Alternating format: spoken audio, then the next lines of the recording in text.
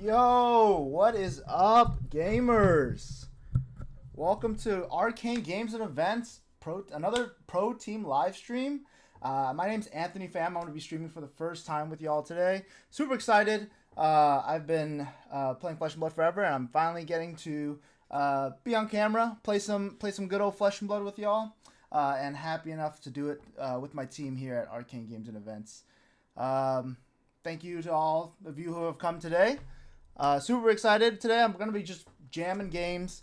We can do a little, talk beforehand. I'm a new streamer and all with the Age team, so I'm more than happy to talk with chat all the time.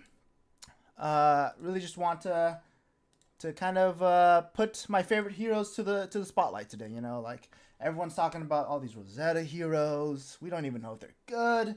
A lot of people are like, Acilio might be the next broken thing. I'm not too sure about that. I know Dash is really good always. Riptide's always fun. So we're going to be doing a little bit of that. Let's see who's in the chat right now. What up, Jacob? Thank you for coming in. Jacob's also another streamer, guys. He is awesome. He's the most handsome dude I know personally, honestly. He's the pride of Arizona over there. Makes up for what Alex Vore has to do. Vince, what's up, dude? Thanks for coming through, Vince. Also a local here in Southern California. Super cool guy. He plays a lot of Dash as well. Plays some interesting Dash deck lists. I love it. Plays a little bit more of the Dash IO variants, but to each their own. To each their own. Andrew, what's up? How's it going, dude? No Valorant tonight. I'm sorry. We're busy playing Flesh and Blood, so got to get a little bit serious. Jamaica, haven't seen you in forever, dude. Jamaica, what's up? Hope everything's going well down in San Diego over there. Playing. Hopefully you're finding some Bravo list that excites you, but right now I feel like he's in a bit of a rough spot. But yeah, let's go over a little bit intro, a more official intro, I guess. Yeah, I've been playing Flesh and Blood. My name's Anthony Pham. I've been playing Flesh and Blood since I guess Tales of Aria came out. Wow. Andrew Rudin actually introduced me to the game. He used to do box breaks on his live streams. Follow him too. Twitch.tv/MNFremy. He just do a lot of box breaks, and I bought an Arcane Rising box to support him once. And I pulled, he opened it for me, and we pulled the Eye of Ophidia, and I had no idea what that was at the time, but he was going ham. He was, jumping around, going super hard. And I was like, I have no idea what that is.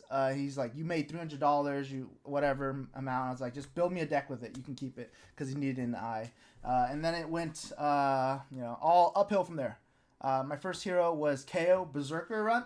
If you guys all know the best KO in Blitz, that KO is the one where if you swing with a 6+ attack, you get you have to roll a dice, obviously. 1 through 4 you half the base, and then if it's 5 or 6 you double the base.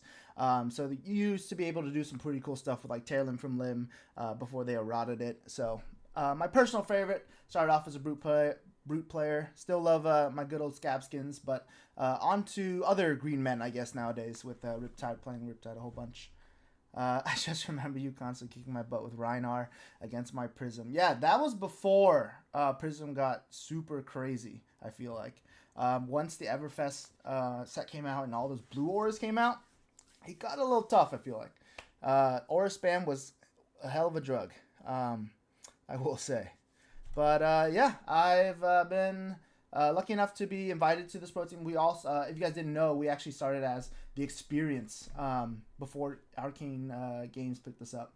So we were the Experience with Chris Ioli being our team captain, and still is. We've had a lot of iterations throughout the years with like different members in near the SoCal region, NorCal as well, with Arizona, obviously with the Vore brothers, Jonah, Jake, and all them. Shout out to Minnesota with Josh now too. But yeah, we've gone through a lot of iterations. We finally found a great and loving parent company to host us. We try to go to all the Age Opens, try to give you guys a show, and in the end, just honestly have a lot of fun. That's what Flesh and Blood's all about. And I think if you're not having fun, why are you playing this? But yeah, that's enough about me. We'll go into a little bit about what's going to happen today. So today I'm wanting to go over kind of some deck lists. We are going to play a Rosetta hero, I think. We're going to play Aurora a little bit, but we're really going to push the limits of my favorite 2 heroes. I feel like everyone's playing Rosetta heroes, so there's no one really playing old heroes. And how will you know about the old heroes unless some daring individual decides to play them?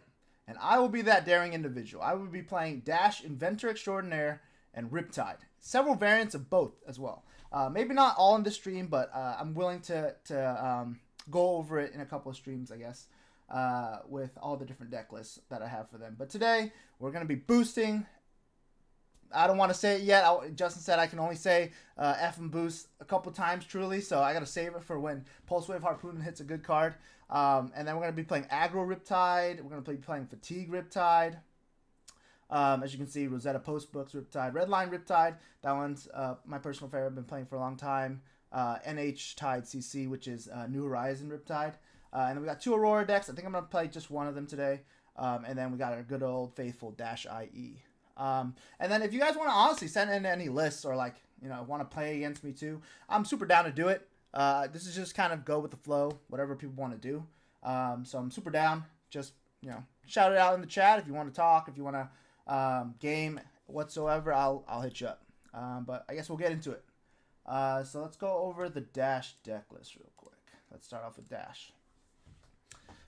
So I have been spamming Dash for like a year now, I guess.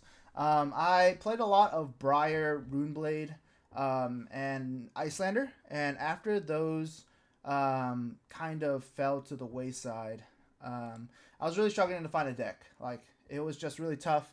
I really vibed with like the Runeblade game plan of like non-attack, attack, combos like that, getting go again easily. With Icelander, the decision trees were really fun in Icelander. Just like disrupting your opponent with ice, as well as like deciding when to respond to stuff. And responding to frostbites and whatnot too. Like, it was a lot of fun. Those heroes really piqued my interest. And after they all, unfortunately, living legended, I was left in a rut. Could not find a hero. Riptide was like my meme hero for the longest time. He was terrible into Dromai, terrible into Icelander. And he finally kind of recently has gained a lot of success with like heavy hitters coming out. God, if Riptide was a hero in heavy hitters, like, he would probably be the best hero, right? Like, everything that heavy hitters is about, Riptide counters. Like, +1, a lot of plus like damage, a lot of go again, and a lot of reactions. Like, that is like literally all of his traps. So Riptide has been feasting recently. Not sure what the new set, we can go into that later. But Dash has been kind of the hero I picked up when Bright Lights came out. I saw all the boost cards were kind of on the up and up. And I decided at the worst time to invest in Dash, right when Bright Lights came out and there was a lot of hype, I chose to pick up all my Dash cards. Way overpaid for it, but that's why we play Flesh and Blood, because we love it for the game, not the stocks. And I decided to start playing Dash. I started off actually with a little bit more towards the pistol plan. But nowadays I'm playing a lot more of the boost plan because, fuck 'em boost. Like, what is more fun than boosting, honestly? Like, when you think about it in the macro game sense, boosting is possibly the worst thing you could do, because it's like you're getting go again on a card that doesn't have an on hit usually, and it costs you 1 card out of your deck. So it's like you're sacrificing so much just to give this go again. But in the turn to turn, you're just messing them up so hard, it doesn't even matter.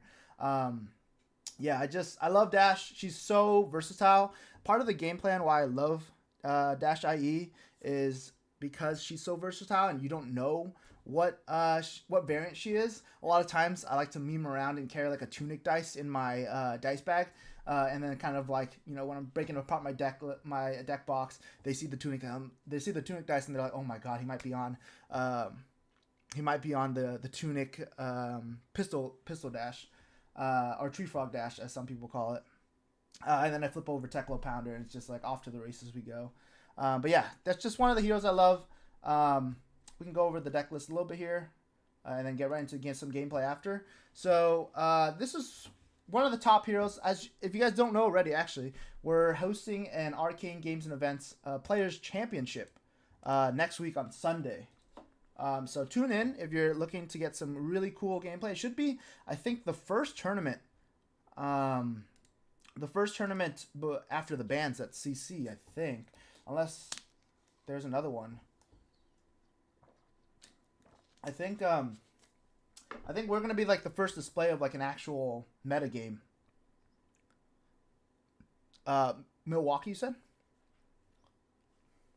Oh well, the invisible voice in my head said something about another tournament, but it's the same weekend. So Battle Hard Milwaukee. Shout out to Milwaukee out there. You know, go Brewers for baseball. Yeah, I think. Well, that weekend, just in general, will be the first metagame, so it's kind of unsolved. It's going to be a lot of fun. There's 16 qualified players. I was lucky enough to be one of them. I was actually not top 16 going into San Diego. Got the shirt on here to represent. Going into San Diego, I was actually 17th. So needed to do very well to get in there. I did very well in the Battle Hardened. Everyone was congratulating me. You know, I played Riptide. Everyone's like, yeah, let's go. And I was just like, honestly, I don't really. I was excited to do well this Battle Hardened, but I really just wanted to do well tomorrow. So everyone was super happy. I was still happy to top, but I really wanted to do well at the AG Open on Sunday because I was lucky enough to win it last year for 2023. And what is a player's championship if the reigning winner isn't there to defend his title? You know, in January I asked Justin, surely, you know, you invite the reigning champion back, no ifs, ands, and buts. But he said I had to work for it. So through several AG Opens and me missing 2, it was a roller coaster, but I finally got there. So yeah, just in general, tune in next week on Sunday to watch that. I'm going to probably be playing some deck that isn't a Rosetta deck. I'm not too keen on all of the new Rosetta heroes just yet. Maybe I find something in a week. But it should be a lot of fun. Everyone's going to be playing some crazy stuff. Like everyone is a super good player there. They've been tried and true, the best of SoCal, honestly, or the Western region. You got names like Christopher Iali, Tyler Horspool, a lot of my teammates like Andrew Rudin, and you got some people from different states as well. Peter Bunsek's going to be there. He says all the time on Twitter he's going to be playing something crazy. It's probably going to be Kano. Who cares? So yeah, I'm excited to do that. Excited to play. I'm going to find some way to fit Crazy Brew in my deck just because I did it last year and I won. So I got to keep up the win rate with Crazy Brew. But yeah, let's go over Dash. So unfortunately, Crazy Brew is good, but you cannot start with it in Dash because it says Mechanologist item. If only Crazy Brew was universal, that would save all of our skins, make this game a whole lot better. But alas, it is a generic card that you cannot start with it in Dash IE. And you can't unfortunately play it with Dash IO either off the top. But we'll find a way. We'll probably find a way. Same thing with Spark. You can't really go get it with Spark. Let's see here. All right. So pretty standard equipment. Achilles Accelerator. Arcane Berry 1. Obviously super good. The 2 crowns. You can, before I think with Zen, you could probably get away with just running balance. But now with Zen kind of on the down end and all the tomes being banned with all the draw 2s being gone, balance is really just only there against the brutes that draw 2. There are some heroes that draw 2 nowadays too, but it's mostly for brute. And then Crown obviously being really good in a lot of matchups with syncing a CNC or syncing your arsenal on CNC, stuff like that. We got Goliath Gauntlet and Stonewall Gauntlet. So after the 2 crowns, we got the 2 gauntlets. Goliath Gauntlet just goes really well against classes where we're just boosting super hard. We're gonna get the +2 damage, just any sort of damage in that matchup. Some matchups like Azalea, any aggro matchup like Zen, Acilio, where there's not a lot of blocking going on. This can make max V 12. This can make throttle 8. Make twin drive 7, a lot of awkward break points with it too. And then Stonewall Gauntlet obviously being a legendary blade break 1 most of the time, but sometimes it gets blade break 2, which is pretty good for me. Dash doesn't really have good arms, I guess, to run. I know a lot of people like running what's that one card called, the little Teklo base arms, and then you run the Evo within. Let's see, what's it called? We know mech cards. We've been playing mech forever. Teklo base arms. So people run Teklo base arms, and then they'll also run. This is their base. So it's Blade Break 1 anyway. So it's kind of like Stonewall Gauntlet, but then you also play Evo Soul Steel arms. Nope, that's not what they're called. controller. There you go. So you play these so that you can equip them and then get tempered 3, which is a block 3, a block 2, and then a block 1 if you really need it at the end. And this is good just because it gives you another option to do something on the first turn. Dash is literally probably the best deck going first, like, ever. If you get side selection with Dash, if you're playing in an AGA Players Championship and you're first seed, Christopher Ali, you should be playing Dash Inventor Extraordinaire because her getting choice of going first or second is bonkers. She, like, look at these stats. Nope, that's not it. Results. 54% win rate, right? Like, pretty average deck, wins half the time. That's like what Dash is notorious for. Like, she wins half the time. And it's just like a skill matchup most of the time. She has like a pretty relatively fair sort of like spread with her matchups. Like, she doesn't really lose to anyone really hard. And she doesn't win against anyone really hard. Like, there's not really a matchup where it's like an auto win. But there's also not many matches where it's an auto lose, I feel like. So she's very versatile with, like, action points, going wide, going tall at times with Max V or like a Teclo Pounder throttle. So she, like, can morph her game plan really well because she's able to start off with, like, different items like Induction Chamber or Teclo Pounder. So that's why she's notorious for, like, being 50%. But my case stands. Like, if you're able to go first, it enables you to become like a next tier deck because you're able to, turn 1 Spark of Genius, load your pistol, load your chamber, play another pounder, play another, item. There's just so much that you can do going first. Setting up, getting high octane in Arsenal, getting max V in Arsenal, whatever it may be, like, Dash is busted. I can't believe Chris doesn't want to play it. He swears that Max the Hype Nitro is better, but from recency bias, like, Dash IE was the highest finishing mechanologist deck from the AG Open. Shout out to my teammate Andrew Rudin, one of my great friends. He also finished top 4, finished 3rd or 4th, I guess, with Max the Hype Nitro, but just a little bit short of what Dash IE is about to do, or is capable of doing. But yeah, so those two guys, man, we're really sidetracking. Next is going to be our 2 weapons. So we got Teclo Plasma Pistol. Good old Teclo Plasma Pistol. This is like the best weapon possibly ever. It comes in for a little breakpoint of 2. 2 is really annoying to block. Like, you never really want to block 2. You can block with armor, I guess, but like, cards block for 3 usually. You're wasting a point of damage and giving this go again so often. Like, it's just a good weapon. And you can infinitely load. So if your hand is just terrible going first, you didn't find an item, you didn't find anything, just load all your blues, your bad cards with this pistol. Just pitch 3 blues and load your pistol infinitely. And then arsenal your red or arsenal your yellow, and that's actually the good card in your hand. And then just go to town on the next hand. So super versatile. I love Teclo Plasma Pistol. Just, it saved me so many times. High octane. It's shooting for 5 with like some plasma purifiers out. Pretty good time. And then we got Talishar too. Talishar being the super aggro matchup sort of thing. So Azalea. I used to run into Zen a lot. It combos really well with like Throttle. If you have a blue and a Throttle, you can Throttle for 8 with Teclo Pounder, and then Teclo Foundry Heart, and then Talishar for 12. So 2 card 12. That is what we call upskis. Me and another teammate Jonah has coined that term upskis. So when you're up tremendous, you can call it upskis. It sounds a little cooler in my opinion. This is your standard boost package. Nothing too special. You got all the good reds, all the good blues, and then some of the good yellows too that are just good, like 0 to 60 zipper hit. Unfortunately, I am not a yellow throttle enjoyer. Just too much cost, I guess. Just not a yellow throttle enjoyer. So sorry to all my yellow throttle enjoyers out there. We unfortunately have disappointed you today, but we're gonna move on to the sideboard to get there too. So I got some cool items in the sideboard. Backup Protocol Red. That's a cool one because you're able to crank it, so you can get it off Spark of Genius and then crank it, and then draw a card, see what you draw. If you draw a red, that's your upskis. You start boosting again. If you draw a blue, you're still upskis. You actually play 2, get 1 resource floating to the Backup Protocol Red and get any red out of your deck.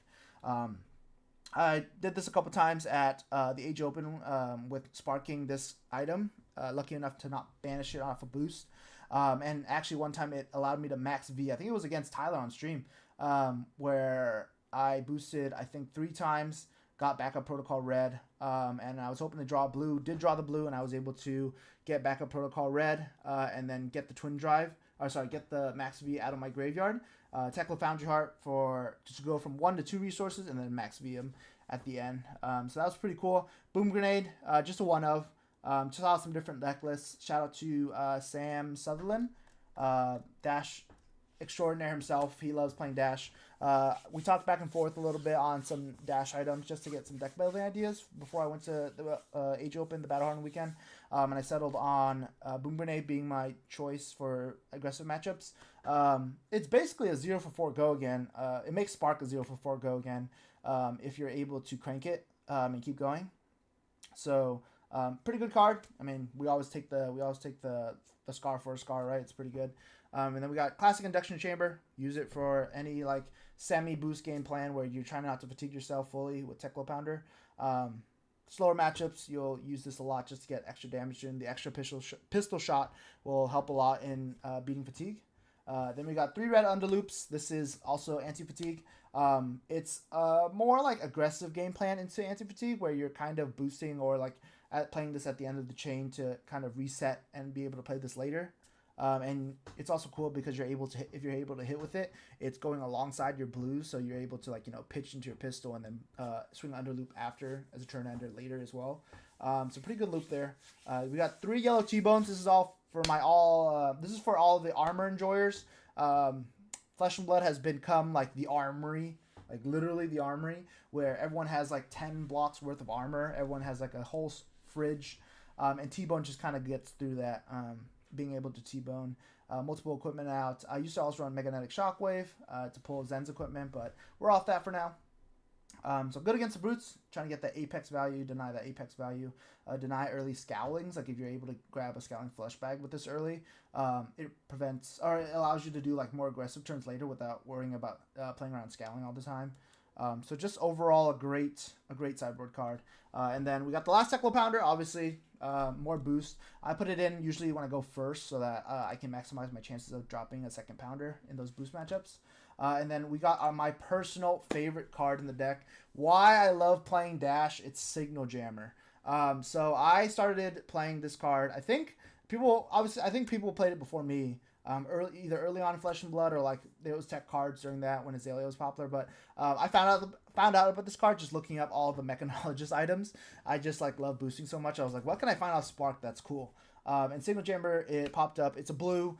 It costs 0, which is awesome for Spark because you don't have to pay anything. You just like put it at the end of the chain. What Spark says is it enters with a Steam counter on it. So the turn you play it, it stays out there. It stays for 1 more turn.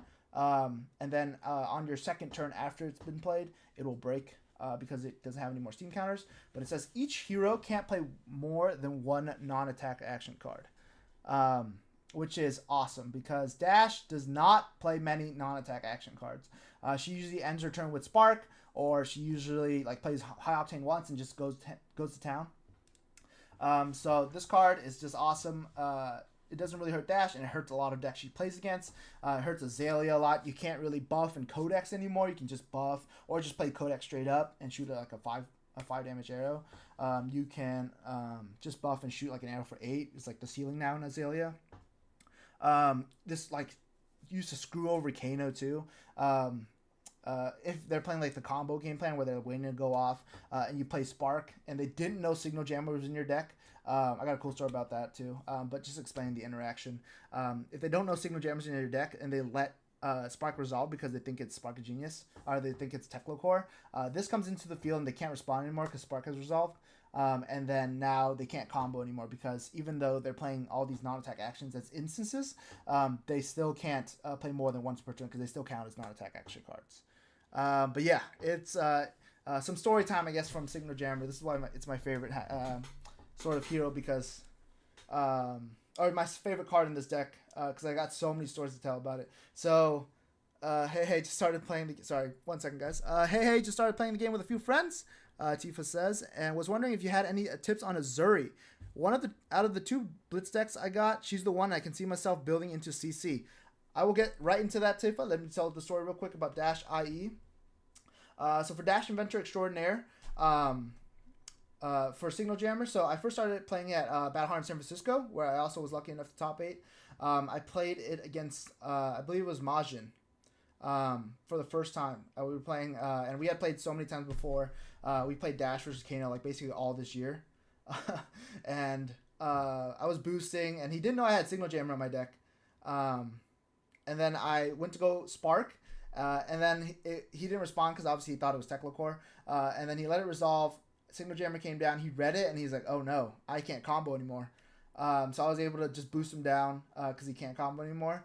And then the next time we played, I played his teammate on Metal Fab Tokens, Eric Dauerheim, at the Age Open, where Eric actually won. Eric actually won the whole thing. Justin knew. Justin, who is our team manager, the pride and joy of Arcane Games and Events, the creator of it all. He was sitting next to me while I was playing Dash, and I said "Spark of Genius" when Eric's at 6 health. 6 health left. I had 2 floating, so Eric didn't think he can combo me from there. So he's like, "Go ahead. You're probably gonna go get Techlocore."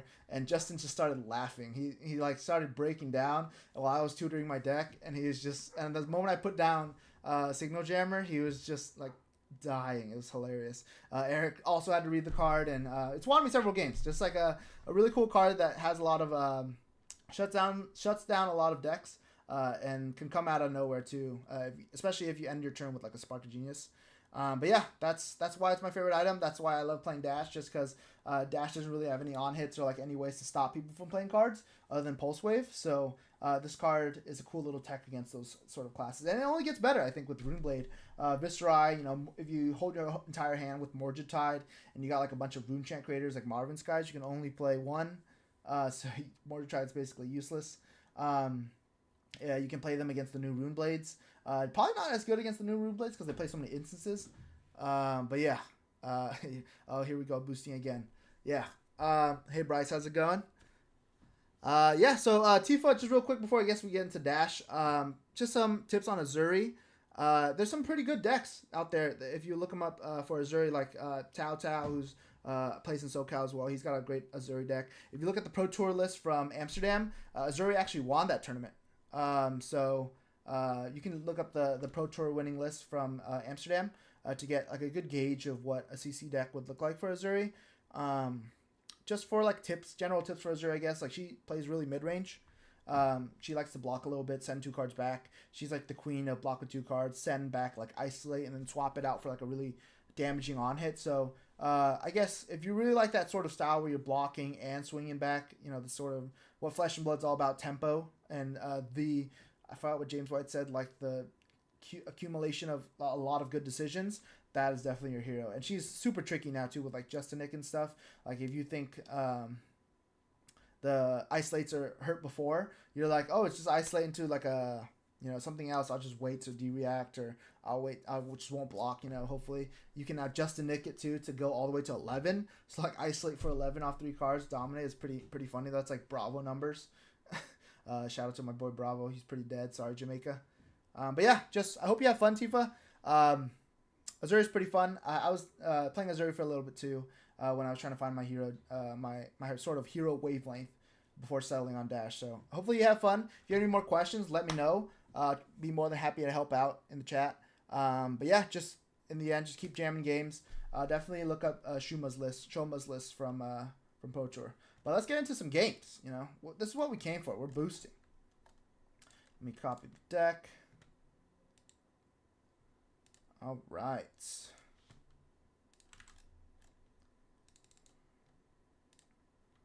All right, let's go over to Talishar. Sweet. All right, so we're ready to boost. Sounds good. I'll check it out. Yep. No problem, Tifa. Hopefully you have fun. All right, let's get to boosting. We'll start off with boosting. Competitive CC. Let's throw us in there. Oh, jeez, it's Dory. Okay. So with this deck against Dorinthia, Iron Song, she let me go first. So she wants to obviously grab the tempo, being able to swing first. We unfortunately don't have any D-reacts, so we're just going to have to go with it and just boost. Let's see, where do I say good luck, have fun? There we go. So we're probably going to include Induction Chamber here. Obviously Backup Protocol Red, just to find out some good... I find some good red cards when we're strapped for blues. T-Bone isn't really this good. She has a lot of battle worn, so a lot of her equipment stay. So we'll just go under loop. Her letting us go first will allow us to be able to set up an item turn 1. So maybe we just include Teclo Pounder here just to get an extra item. So 65 cards into Dory. Is that ever really good idea going above 60 cards, you ask? Probably not, but you're boosting, so who really cares, right? All those cards are going to the waste. And classic dash hand going first. You get we get the twin drive and we get the zipper hits. Honestly, kind of scared to load here because I don't want to take away my blue. But I think we just got a ball. So we'll just load here off data link.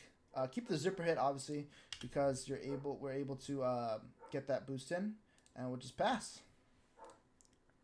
We probably don't want an Arsenal zipper hit, just to be a little bit more mid range. Oh. That's why we play dash, people. That is why we play dash. So in a great hand, we would have drawn a blue and been able to boost and hit him with maximum velocity. But because we're bad players, we're going to draw into our second max V and another red. So we cannot do that. And then now we are punished heavily by Spoils of War Dorinthia.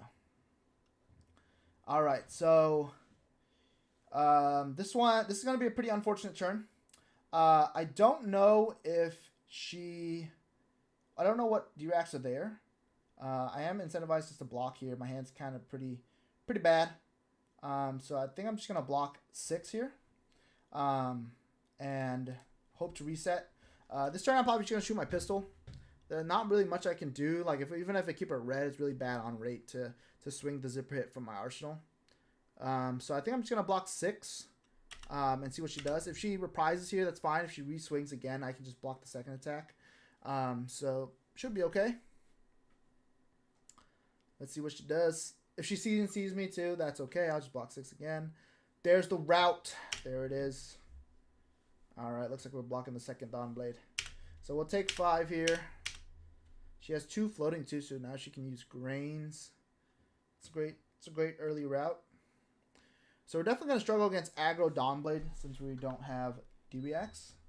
But hopefully we get there with boosting. We could also decide, we could also crown here for a chance of a blue of a blue at the top. Jeez, tongue twister. But if we draw another red, like it's so bad. So we're just gonna block. Oh, okay. We're gonna go in for that play. So here we don't want it to hit. I do kind of want to keep another card against Dorinthia. So I kind of want to give her my chess piece. I know it seems rough to overblock by 5, but being able to swing this, get it out of Arsenal, and then Arsenal max V, it's going to be pretty good to swing back this game. So I think we're going to go with that. This hand would have been insane if we got a good red there. So we start off with 2 go again. Classic dash. 2 go again is the best of us, honestly.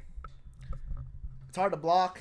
You don't really want to block it. I mean, you got all this 2 block here, but do you ever really want to block a pistol for 2 when it's the first thing happening on a turn? The cool thing here, too, is she probably thinks I have blocked with my max V, the same max V that she routed. So she doesn't know I have the second max V, I don't think. We have given it go again. All right, and now we send this twin drive to the bottom. I mean, the twin drive to the bottom. Swing at the zipper hit. 1 for 5. That's some bingo rates right there. Shout out to Bingo, one of my favorite cards.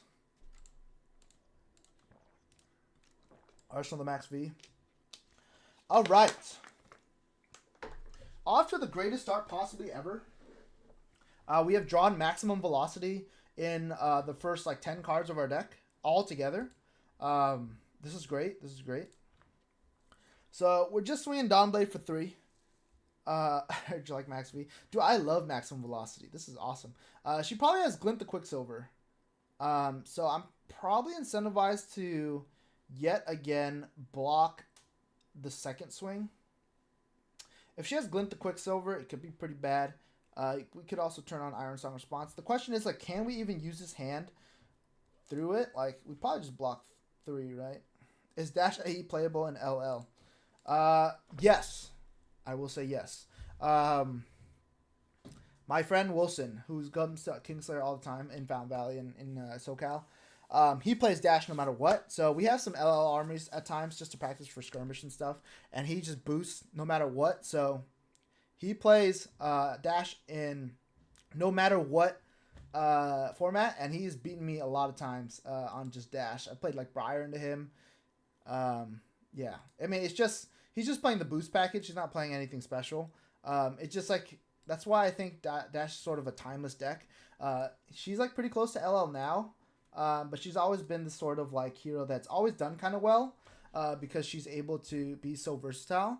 But she's never been like OP or like insanely good. She's just like a generically good versatile deck into the meta. She's basically like a forever B or A tier hero, and that's why it's taking her so long to LL. But yeah, if you really like Dash and CC, like I don't see a problem playing her in LL. I think there are definitely way stronger decks in LL if you're looking for like a really competitive deck. But I don't think it's unplayable. Like you could probably make a top 8 of a big tournament if you run really well with Teklo Pounder all day. I will say there are a lot of bad matchups like in LL, like Icelander. Icelander with channel like Frigidale is just nightmares Dash because this costs 2. This costs 2. Like it's just insane. All right, let's not rope our opponent here. So we're probably gonna shoot the pistol a little bit here. This is the best feeling when you draw all your max Vs. You block with 2 of them. So I'm gonna keep this Tekla backup protocol in my deck because I want it to be a boost target later. So we're gonna do that. We're drawing complete heat right now. Uh-oh. So this is bad. This is really bad. We've been drawing pretty bad hands. And we finally draw a pretty decent hand with double high octane now with Tekla Core. And she plays Glistening Steel Blade. This is like this is the card. This is the card where we have to start blocking or else it gets really bad.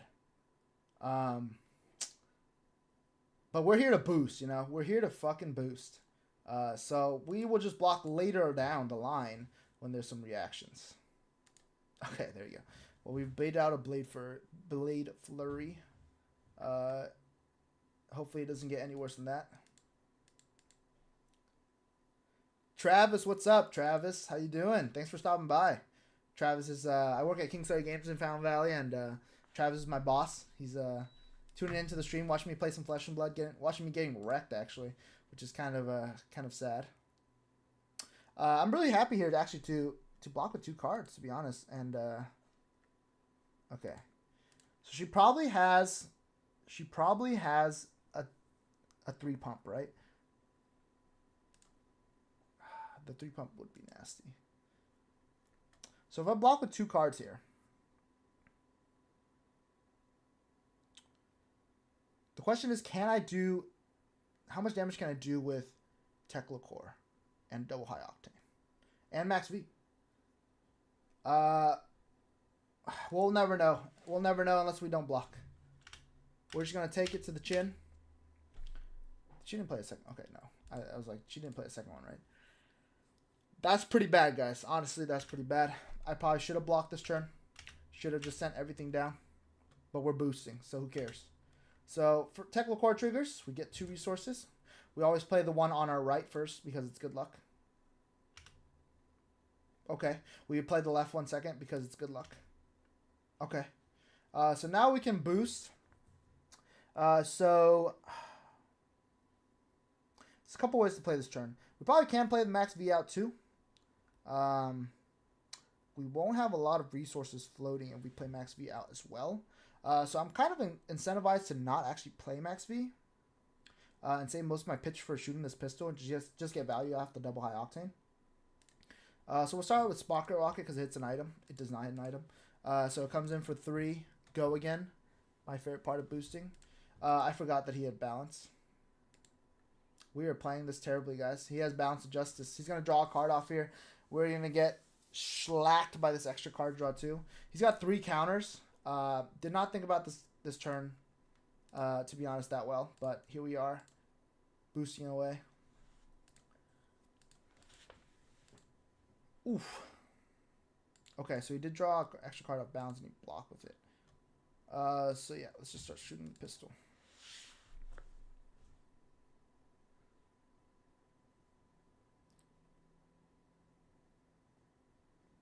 Yeah, a lot of people actually say that Dawnblade Dory is like gonna be like the way to play Dory. I don't disagree with that. I think in a unknown meta, it's pretty good to just hit the meta with like super aggressive tendency or aggressive leading decks. So I think Dawnblade Dory, it's just a kind of a knowledge check of what can you play against this deck and can you block well. So yeah, I think that Dawnblade Dory is in a good spot. Definitely in a good spot against me here. She is rocking me right now with that Bonds of Justice proc. I totally forgot about it. Maybe it's a refresh. Okay, we're good. Just really thinking about this pistol for 2, you know. Vince, yes, boost. We're just boosting, man. Let's hit him with the "Are you there?" You know. Are you there, my friend?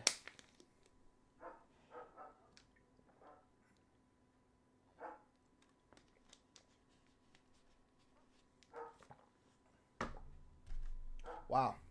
She had such a good advantage that she just graciously gave me this game. I'll go ahead and wait a little bit just in case they come back. They might be answering the door or something. Definitely want to try to play this out. You know, learning experience. You probably don't want to proc their Balance of Justice. Usually Dash doesn't really ever proc Balance of Justice unless it's like double high octane like I just did, or like high octane to Spark a Genius. Then enemies can proc their balance. But rarely you try to avoid that so that you can deny them value from their block 2 helmet. But I unfortunately did not. I thought she was running Crown of Providence. But yeah. Are you there? You know, first game in, guys. We're all warming up a little bit. Let's hit him with the refresh the page. Oh, his name's He's Dead too. He might be dead. Yeah, I mean, I don't want to really claim victory when I think I probably lost this game, to be honest with you. With like 3 counters on Dawnblade, like I'm probably going to lose this game. But just to start off the stream well, we will be claiming victory. So another win for the Dash deck list. 8.6 value per turn. This is why we play the deck. Let's see what our turn would have been. I mean, I would have shot pistol 5 times. She has the Spoils of War and an Iron Song's response. Yeah, I was cooked. All right, let's play against some more people. We probably want to play against Florian, right? Some new heroes. I want the dice roll. Jimmy Heaters. What is up, Jimmy Heaters? Nothing but heaters from my man. All right, let's get into it, Jimmy. Me versus you. Probably Crown, just in case to play CNC. Goliath probably is good. Not really. I mean, Stonewall's pretty good too against his plus damages. He has a lot of like stuff like Falling of the Crown, even Plow Under too. Good luck and have fun, my friend. That's what we all love to see. Pretty standard boost list into here. I don't think I want to run Sigma Jam because I don't know what he's on. I'm also going first again, so Tech Low Pounder's good. And T-Bone's not as good, so we'll run that. Last game I was not lucky enough to start off with another item. So hopefully this game we do that. Oh, we are rewarded. Cool. This is a pretty good hand. So I don't really want to keep Spark, because it doesn't allow me to do anything later on. So we're just gonna pitch Spark. I'm gonna pitch Spark. Like, it's not great to get the backup protocol red right now, just because we're not able to There's not really any red cards in our graveyard. So pretty sure I'm just going to keep it down there and draw another one anyway. So it looks like we're grabbing Teklo Core this turn. All right, Florian, show me what you got. He did not have any instances to play on my turn. So he's not filling up that graveyard just yet with any sort of earth cards. Florian's ability reads, for the newer players or people that don't know what Florian does. If there are 8 or more earth cards in your banish zone, Florian gets, if you would create 1 or more aura tokens, instead create that many plus 1. This includes like Rune Chants, Embodiments of Earth, stuff like that. He's just swinging for 5. Ooh, pretty bad. So this one is at the beginning of action phase. So he's just swinging for 5. I have a pretty good hand, so I'm just going to take the 5 damage. 5, no on hits is like, whatever. So we're just going to take the 5, see where that leads us. And we'll start off with High Octane here, pitching the blue. Always good. Max V, all right. Pretty good. So let's see. There's a couple ways to do this. I could see what I draw a Spark as well. So we'll start off with T-Bone boosting. So in Dash, you're always running the risk of getting fatigued. So you want to make breakpoints as awkward as possible to block. And that the best way to do that is to follow the 2-5-8 game plan. So Alan Lau famously said this too when in practice with Dash. Alan Lau, part of Blue Pitch from playing Dash as well. He says that to beat fatigue and to beat blocking out, people that block out, you always try to swing for 2, 5, or 8. 2, 5, or 8 is really awkward to block, just because it's really awkward to block with 1 card. So if you block with 1 card, it's awkward to block 2 because you're wasting a value block. If it's 5, it's awkward to block with 1 card because you're taking 2. But if you block with 2 cards, you're wasting 1. And then same thing for 8 with 3 cards. And like D-reacts are also hard to mix in there as well because D-reacts block 4 and it's coming in for 5. So just overall awkward numbers to block. So that's why it's tough for tough to block 2, 5, 8, and that's why you always try to swing for 2, 5, or 8. So with 2 action points, I'm kind of incentivized to try to max V, honestly. So what we can do is Spark here, close the chain. So I want to close the chain. We can Spark here for backup protocol red.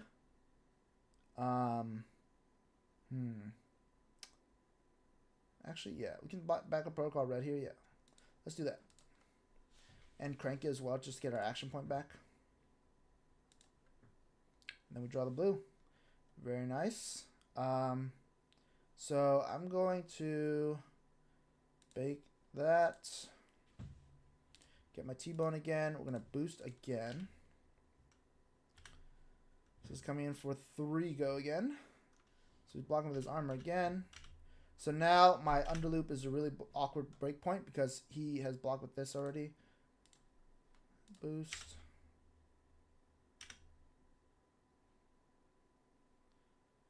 So there are some turns where I don't want to max V, just because I'm already high octaning. So if I just decided not to max V here, it would be 12 damage if I did pistol and max V. But if I just kept the max V for next turn, and stayed on the power turn, I could Teklo Foundry Heart here for 1 more resource and then swing pistol 4 times, trading off 4 damage to be able to keep max V in arsenal. Sometimes like a good call, just depending on your hand context, kind of. So he decides he's gonna block underloop here. I'm gonna go ahead and shoot pistol, see what he does. So he takes 2. Okay, I think I'm just gonna shoot pistol here and keep max V. It's kind of a weird call because you could always just max V here.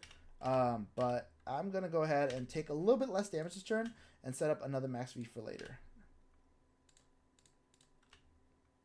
It's one of your like power cards, so definitely want to keep it if you can.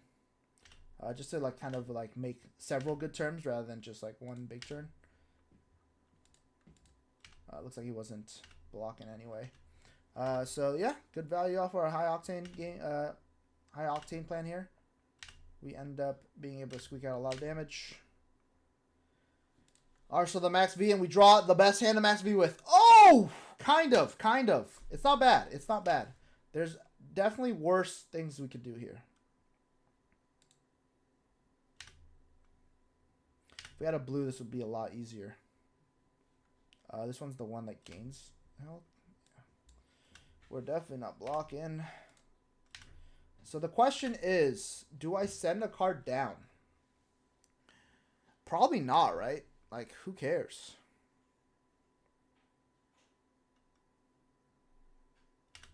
Yeah. Let's just boost.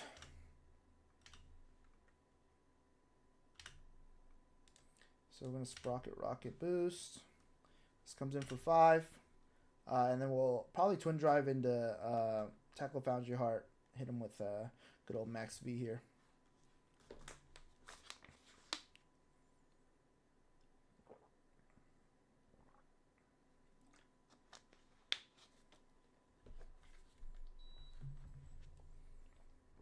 We will have to double boost the Twin Drive, unfortunately. So we're wasting a lot of cards, but it doesn't look like he's blocking, so. Boost. We boost the other Max V. Ooh, that's some unfortunate boost. We got a Twin Drive, High Octane, some power cards in there. Rule of thumb for Dash, if you're ever boosting, don't look at your Banish Zone. Obviously, look at your Banish Zone because you need to know what's left in your deck. But don't have a mental sort of like, don't have any anguish in what you're boosting. Just worry about, what you're drawing and stuff. Shit's gonna happen. You're gonna freaking boost like away your good cards. It's gonna happen. It's the cost of giving all these super cool cards go again. Shaboom! Here comes 10. See, and we were able to. Wow, he's blocking with all this equipment.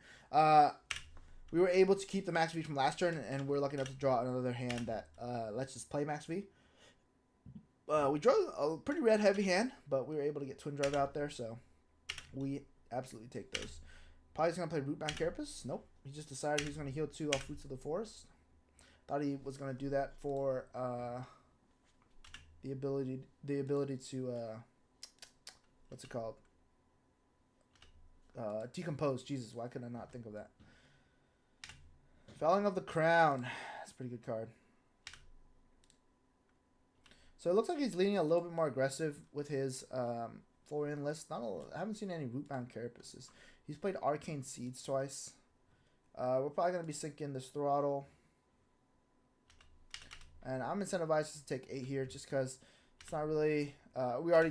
he already took a card out of our hand, so we're just going to be trying our best to go to town here. We'll start off with Pistol, just to make it a little bit more unknown of what we're going to do. Sometimes leading off with Pistol is really good just because they won't know what's coming down the line. They'll probably save their hand for like stuff like Pulse Wave. So usually leading with Pistol is 2 free damage.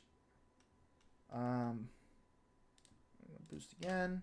Like I said, for 5.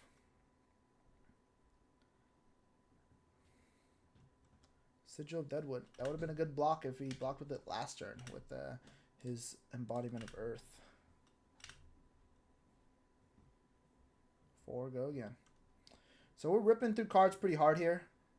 Doesn't look like he's pretty aggressive at all. So I'm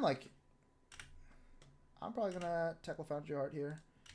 The question is, do I shoot him and give up my AB and force him to block with Spellbound Creepers? I feel like his Spellbound Creepers, is it necessary for him to do what he's doing? Not really. Like, it's just a block 1, right? Like, he's usually just playing Felling of the Crown. So I'm just going to load Induction Chamber and not present lethal. I could eat my words and, on a 3-card hand, like, you're pretty unlikely to use Spellbound Creepers, I think. So yeah, there it is. Sweet. He is going to block. So loading the Induction was correct. And we run into a pretty bad hand. Rune Rager's Swarm. Okay, so he's definitely going to activate. So I actually kind of want a Crown to get a good card.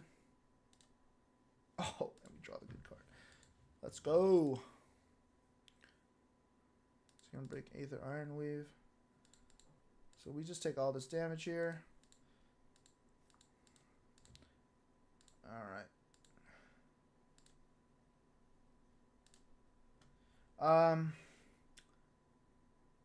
Okay. So I know Pulse Wave into 3 is really good because you're able to strip so many cards. But I think it might be better. No, I think this is the correct play. So we're going to do 4 into 1 into 4 with 1 floating. And then we can tackle Found Chart to shoot pistol twice. I think that's still probably the best play. So he's going to block with his armor here to save enough life. Which is super cool for us because this data link now cannot be blocked easily.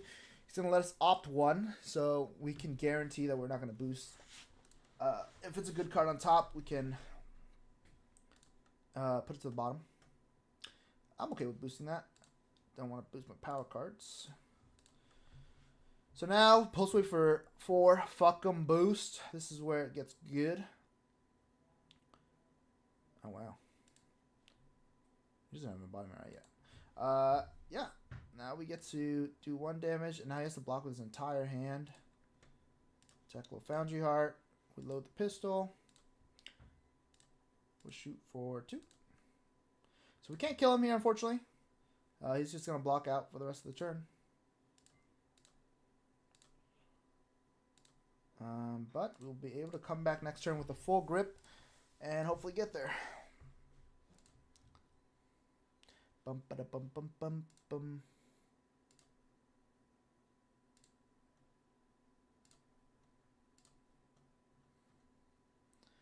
Cool. So this should be lethal here. We'll swing in for 3 go again. 6 go again. Should be a good time.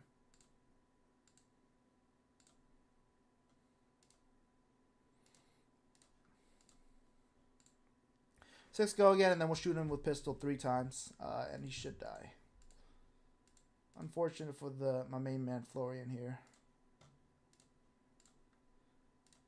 And we don't even have to tackle Foundry Heart. Shoot for 2 over and over. Ooh, I'm sorry.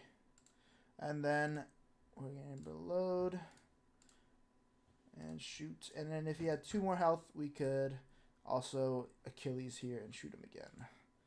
But he's going to die, unfortunately. Good games, my man.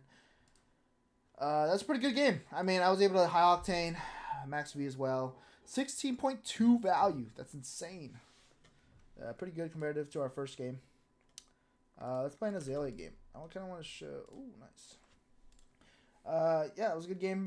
And we'll move on to the next here. We're going to play against Azalea. Azalea is a pretty fun matchup. It's pretty aggressive. I used to run a lot more equipment in this. I used to run adaptive plating as well, to kind of go over the legs and just have enough block to block out like an arrow. But we're going to go ahead and put in all of our good items because we are boosting. We want to put in T-bones here just because we're able to strip that armor. And in this game, we're running Talishar, so we're not going to be running high octane because it doesn't really fit with our game plan. With Talishar, because we can't pistol multiple times, and then we'll probably need to take out 3 more cards to go down to a clean 60. I'm pretty sure I'm going to take out 0 to 60 red or yellow. Sorry, trading some damage here, mostly for just being able to T-bone. Ripping that armor is really important, so being able to do that will be good. All right, we're going to load in here. We're going to start with Pounder. Once again, we are unfortunately not good at the game, so we are not able to get what we need. I mean, this is just an Arsenal pass, I think. So I will do that, just to not let her filter. If I had my pistol, I would be able to load a little bit more, but unfortunately, we are not able to do that.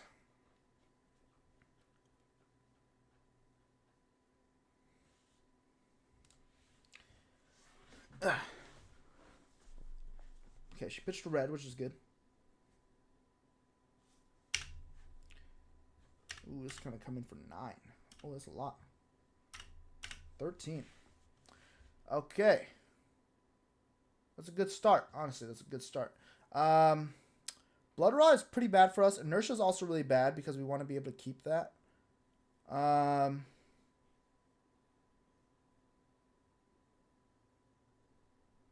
We are just boosting, so I think this is not bad. Blocking 6 here, and just taking a bunch of damage. We're probably gonna lose -1 armor here. I was gonna block like this anyway, but there's not really a good way for me to block down to 12. I could give up all my armor and block 11, but it still wouldn't fully block it. I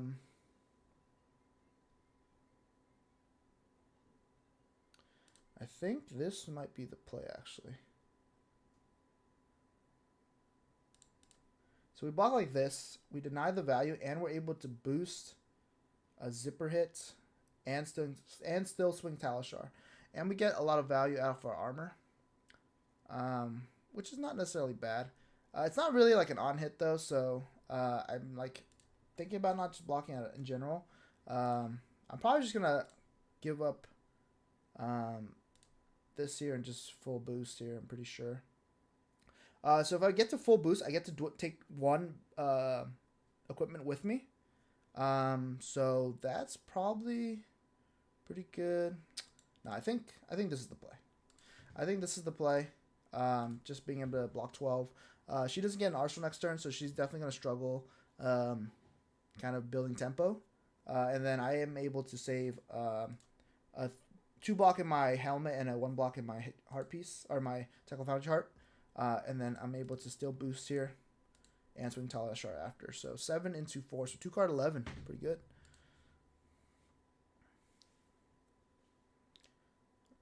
Yeah, I wish I had a little bit more resources there. I feel like every time I played, I've drawn Max V this turn. I haven't drawn like the resources to kind of support it, but here we are. We're trying our best. Trying our best. It's a 7 go again. They always got to think on the 7 go again. It's just so perplexing, you know?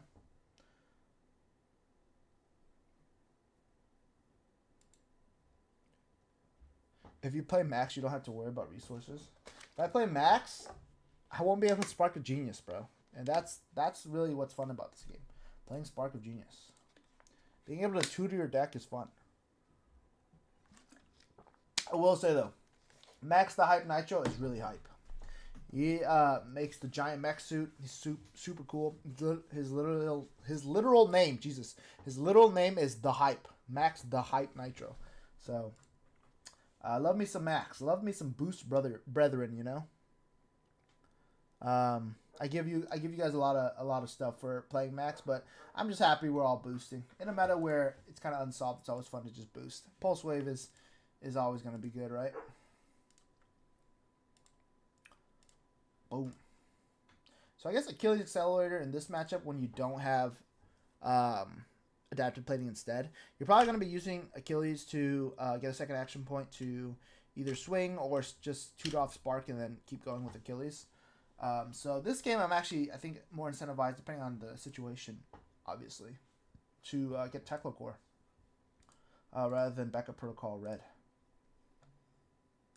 But it all depends. I do have some pretty good reds in my pitch zone there. Yet again, I can... he's going to play Bolton Shots, Lace with Frailty. So I do get pretty wrecked by Codex here, but if I'm able to block this out, he doesn't get the reload, which is really good for me. And Frailty doesn't hit either, so Talishar will still come in for 4.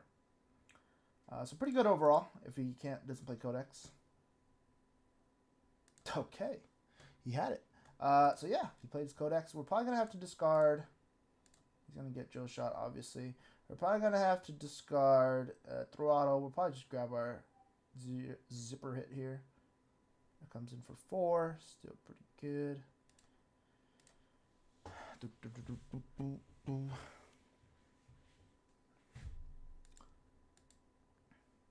And more importantly, Azalea gets an arsenal too, so her next attack will be dominated.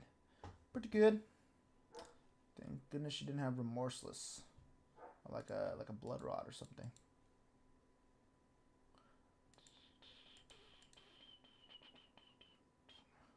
So we played around not Codex, and we got Codex. But yeah, it's okay. Like, if he Codex me there anyway, like, I'm still going to get pretty much wrecked. Because my hand wasn't really that good either.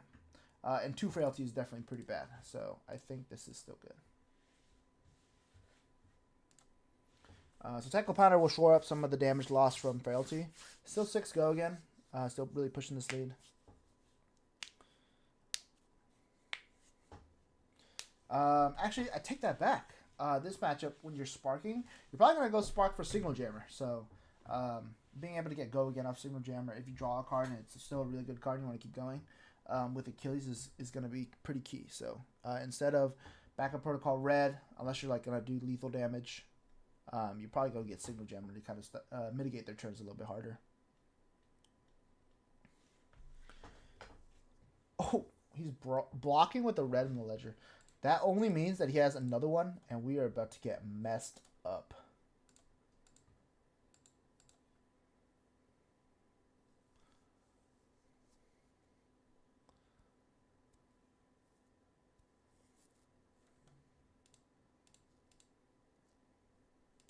Oh, man. He's just taking it. He's just taking it. Slashing. Getting hit with the rusty dagger. Unfortunately, I'm not lucky enough to have a Ponder, so I will be just drawing up to my 4.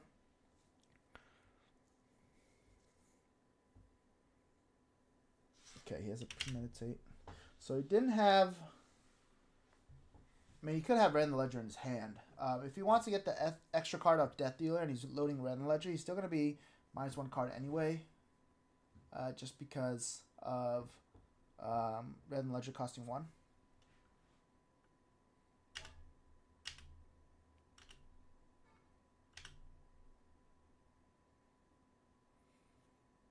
The biggest he can pump it to would be 2 more pumps, so 14, which is still pretty good. It's not bad. I can still throttle for 8, even if he hits me with Red in the Ledger, so it's not even that bad.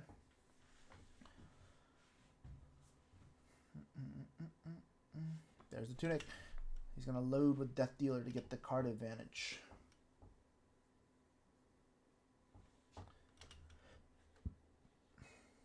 Oh, it's Joe Shot. Okay. So he's running Perch Grapplers. Usually I see a lot of people run Snapdragon Scalers to get go again. It's also really good against Dash because you can just throw Snapdragons in front of T-Bone and not care about the block.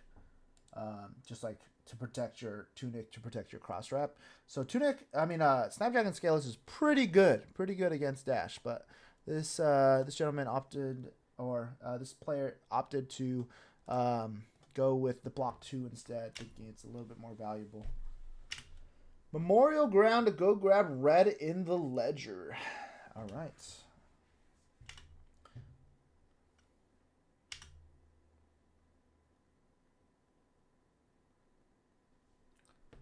It's still just a premeditate, so it's not that bad. Oh, wait, what? Red in the Ledger, targeting Drill Shot. Okay, so they went to go target Drill Shot instead of Red in the Ledger. Okay, I think they're going to play Deadeye. Nope, never mind. They pitched Deadeye, I think. Crow's Nest. Trigger.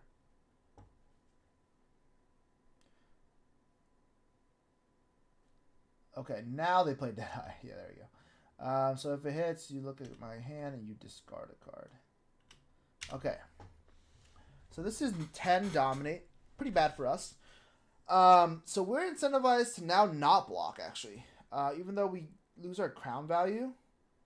I kind of want to save crown to be able to crown away my maximum velocity or a good card. So it's just Drill Shot. He's going to discard a card. If he discards the blue, we're not too mad at that because we can still Sprocket Rocket and then Tekla Foundry Heart do Talishar. So yeah, we got a lot of options. So if he's smart, he'll probably take the blue. Either way, he might take maximum velocity as well. But then that way we get to boost on him. So, hey, this guy's so handsome. Thank you, Fayu. But you should definitely try looking in a mirror yourself. I think you can find someone handsome there.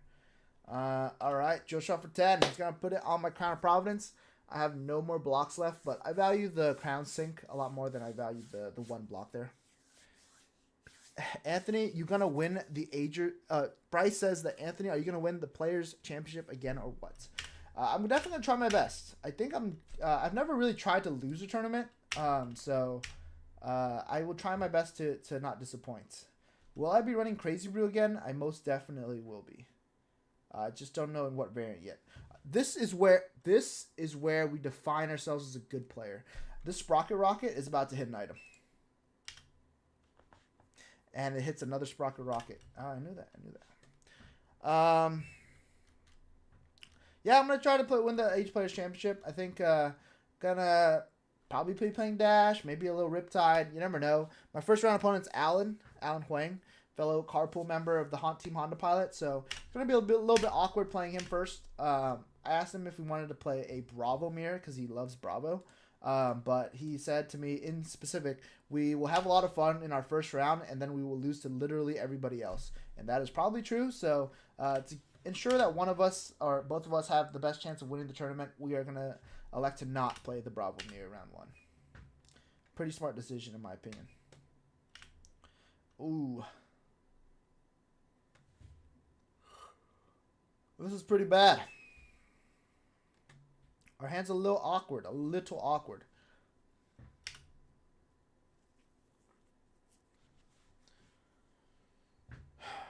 Okay.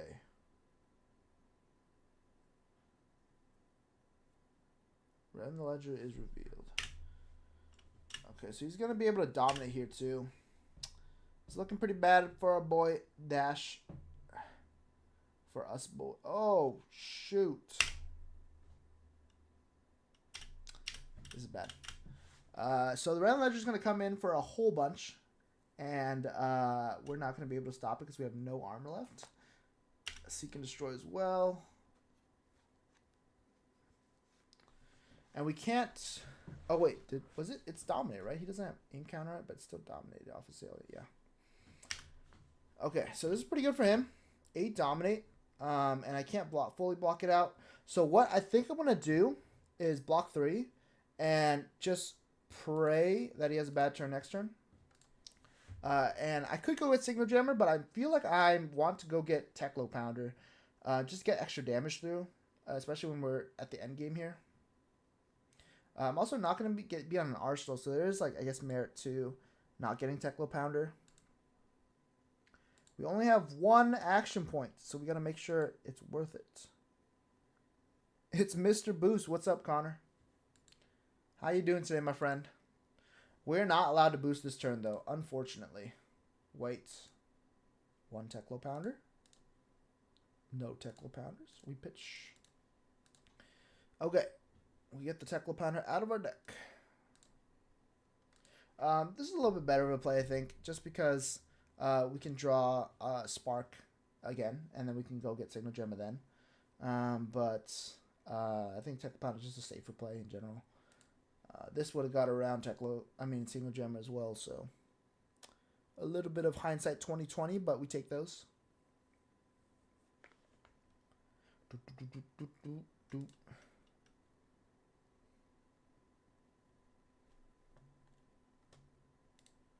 Jeez, if you guys haven't gotten the chance yet to watch any of the stream games, I actually played against Paul's very cool New Horizon Sandscour Great Bow deck on stream. And it was pretty fun. He like destroyed me for like 4 turns straight. He was just hitting me with like Ren the Ledger,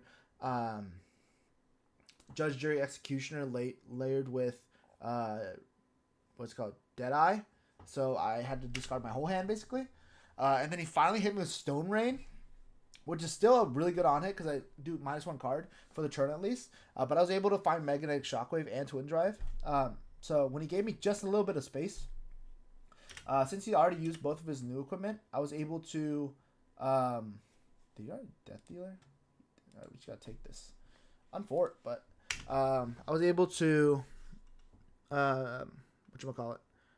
Twin Drive, double boost, and then Magnetic Shockwave at the end to be able to pull his New Horizon and his Tunic. And then it destroyed both cards in his arsenal. So it was really good. Turned around the entire game, and I barely lived after that. I won.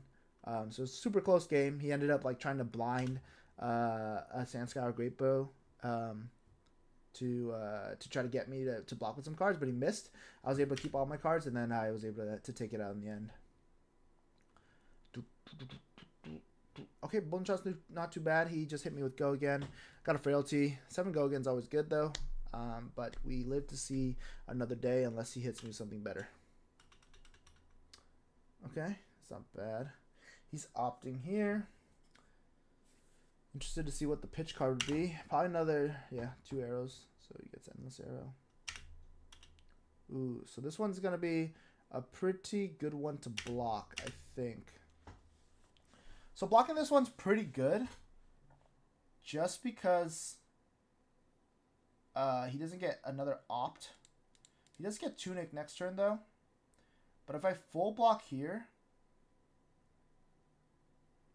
he doesn't get an arsenal to just Skullbone Crosswrap next turn. And I get to set up Teklo Core, which is super good. So I'm just going to block 9, reset. Hopefully he has a bad hand. Azalea, just like the rest of us, right? She has bad hands too. She has those Runeblade hands where it's non-attack, non-attack, non-attack, and then attack. Or no, and then all non-attacks or all attacks. And Perch Grapplers actually can give Go again if she wants, but if she's strapped for pitch, it's going to be tough. Pitching a Deadeye, okay. We like to not see that one played, so that's good. Hopefully she didn't draw Codex. So this play's not bad. Like the Searing Shot into a buff is not bad. But if she plays Codex, she can just like... Oh, there it is. Another knock. Probably going to go get their 3rd red in the ledger. Can't play 3. We're going to be strapped for action points again, my friends.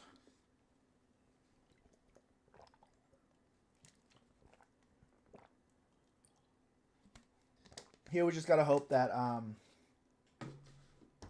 Here we just have to hope that it's not a... whatchamacallit?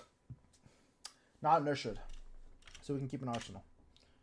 Just so we get some space to be able to play some cards. So I'm incentivized to keep this for next turn. Or keep this for the following turn after this. So yeah. Probably going to block with blue T-Bone. Just in case I draw high octane or maximum velocity again. I can play max V with like 2 reds here. 2 of these 0-cost reds. Ugh. Okay, that's bad too. The good thing is she will not have an arsenal. The bad thing is she's hitting us with Deadeye.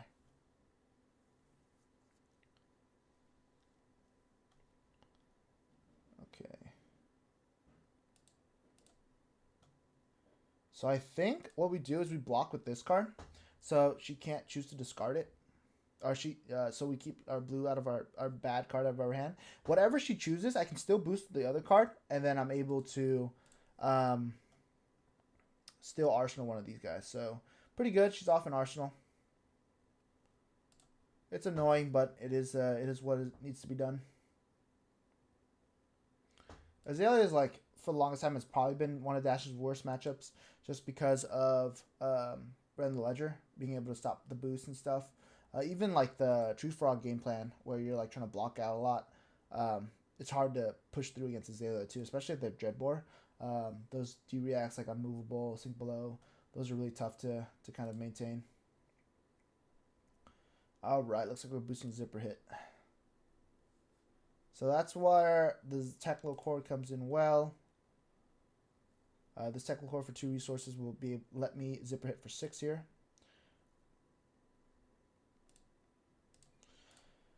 So that's our 1 action point. Even though we the Go Again doesn't matter here, we still boost just to get the +2 damage from Teklo Pounder. He's going to block with all of his armor. So I think he's probably going to have a good play on his turn. We'll be able to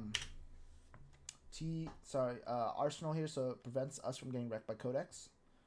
But he could just win here too. If he dominates like something above 12 or 11 damage, we'd probably lose.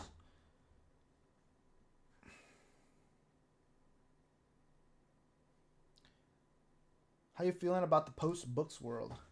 I'm feeling pretty good. I never really played a hero that uses any of the tomes or any of the draw twos. I was always like a Dash or Riptide gamer, so or at least for this year. So I'm not really too affected by the bans. I personally enjoy it just because it feels like it's a little bit more grindy now, as opposed to like getting hit by 10 million damage every turn. So I personally like it. I do like high power Fab though, so that's why I like Living Legend. In that game, it's pretty cool to see all the heroes do so well. Okay, this is pretty bad. So he does have a Nate go again here. If he reloads, he can opt and then dominate any arrow and kill us, which is really bad. So I'm incentivized to block with this T-bone, I think. Yeah. This is annoying because I can't really block all that. I think this is the correct play. Maybe? I don't know. I mean, if he had Rain Waves and we didn't block, we'd die for sure. So I'm going to go ahead and take the Seek and Destroy and the Bolton Shot here. He'll get to reload. And if it's a Dominate arrow, we probably lose anyway. So he's going to opt 1. Ooh, he has knock. So he can shoot an arrow for 6 here and win, right? Yeah. That's game over. So he played all 3 knocks this game, I think. Knock 1, knock 2, and knock 3. Shout out to Knock 2, one of my favorite artists. Let's see. What is it? I mean, he just gets any 0 cost, dominates and shoots it for 6, and I lose, unfortunately. Don't have the Galvanize, so I think having the adaptive plating would have helped a lot. Achilles Accelerator is pretty mid here in this matchup. Yeah, even if I can block it for... I can block this for 6, actually, if I have Achilles. So I can just sacrifice, like, Teclo Pounder. And just be able to shoot all my stuff out. With a Teclo Core with, like, Zipper Hit, this, Zipper Hit, Boom Grenade even. But he's going to get us, unfortunately. So block 3. We can give the armor to draw a card here and Hopium. But there's nothing in my deck to save me. Unfortunately. Good games. Yeah, Azalea's tough. I mean, the matchup's already kind of skewed towards Azalea's favor. Spark Signal Jammer gets you a little bit closer. Wasn't able to resolve one. We chose Teclo Pounder instead. Maybe it was correct to do Signal Jammer, but alas, we have been bested by this great Azalea player. Yeah, and on to the next. Probably play one more Dash game, and then we'll probably play some... we can probably play some Riptide. They just invited me to chat and said, you could use some Signal Jammer in here. It really helps against me. Thank you. Noted.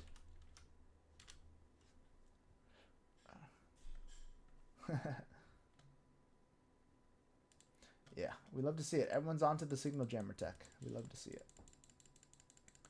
All right. Looks like we're struggling for games, huh? All right, we can take a little break too while we wait for our games to load. Let's see what we got going on in the chat. You would never be hit by 1 million damage in the finals of a tournament by Brody. So yeah, he did not hit me for 1 million. He only hit me for 55, I think. It's not 1 million. Let's try against Acelia. Everyone wants to see the new Rosetta heroes. Yeah, that I think he like played 3 banned cards before he even hit me with any attacks. It was like Art of War, Orion, and then he played his first attack. So you know, post ban, I think I'm feeling okay about that turn. Pre ban, I'd probably get wrecked there every time. Unfortunately. Okay, Acilio. I'm gonna do AB3 because he's a wizard. I'm going to go ahead and not care about T-Bones, but we will... So, Acilio's a little weird. I don't think he plays a lot of attacks. Sorry, a lot of non-attacks. He usually just plays 1 at the end of the chain. So, I think we're just going to go ahead and add Boom Grenade to our deck, and that's it.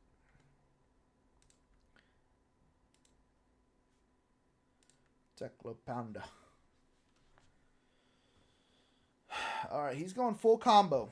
He's got the Blossom of Spring. That should be a lot of fun to play against.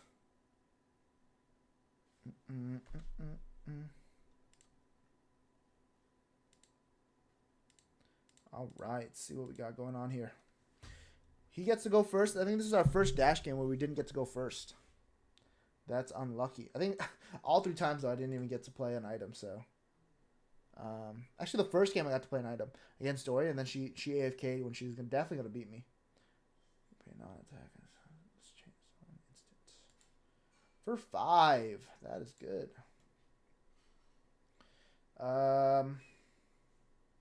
Definitely want to keep a blue. Spark is pretty good, though. I'm going to probably block with my 2 blues. See where that goes. He is able to play a non-attack action if he wants, but he's not going to. So he didn't fat deck, so he went 60 as well. Oh, I forgot to take out high octane. Oh, brother. This is going to be bad. We can't even swing Talishar more than once. This is tragic, guys. This is tragic. Okay. We could high octane again and hope to draw a blue.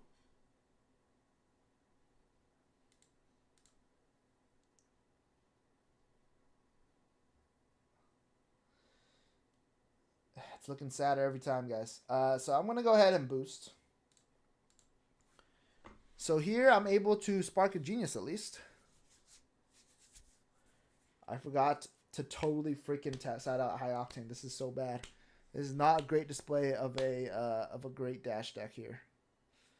This is all battle warranty. Oh, this is battle. Nice. We didn't ask it in the player profile survey, Justin asks, but what would be your age tournament walkout music? I just need music recommendations. I'll need to get back to you on that one. But it's probably going to be, if we can avoid copyright, Riptide by Vance Joy. You know, that's just, all my friends are turning green. Whole lot of fun happening. We're going to go get Techlocore. And we'll swing the Talishar. All my friends are turning green. Alright, he did not block. Nice. This is a great hand to have Techlocore with. Wow. What the? Okay, I should stop skipping so fast. Amp 1. We're definitely not blocking anything. 6 Arcane. Can't block. You did remind me that Rather Be from Clean Bands existed, and thank you greatly. Thank you, man. I love that song so much. Alright, so remember the rules of 5, guys. We're going to start off with T-Bone to get 5 in. In this matchup, it doesn't really matter because they're never really blocking, but it's always great, just in case they are. T-Bone can easily be blocked by a 3-block. But with this, it's super hard to block out. Okay, their hand sucks. So we are now incentivized to actually not Pulse Wave because their hand is probably bad. Or we could. Yes. So I'm going to actually save Pulse Wave here because on a 3-card hand, he's probably not going to threaten me a lot. I'm going to save Pulse Wave for next turn when he really wants to keep all of his cards. Bro, why aren't you boosting with Dash.io? Cryptini says. What's up, man? How's it going? I haven't talked to you in a long time. Why am I not boosting with Dash.io? I've played actually a lot of Dash.io. How much does this do? I can block this. That's unfortunate for him. I can block that. Okay. So we're going to start off with zipper hits. Oh, I forgot to break Goliath Gauntlet. Okay, well, we're just messing up all over the place. Yeah, we're just messing up all over the place, but it's okay. Surely we'll play cleaner. Don't want to do any undos. Sorry I'm late. I was listening to Nathan Crawford yap about tier list placement for 3 hours. That guy is just a well of wisdom, you know. He's got a lot to say always, and I appreciate that.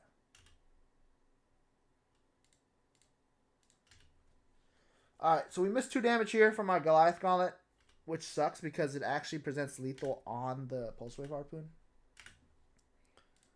but alas.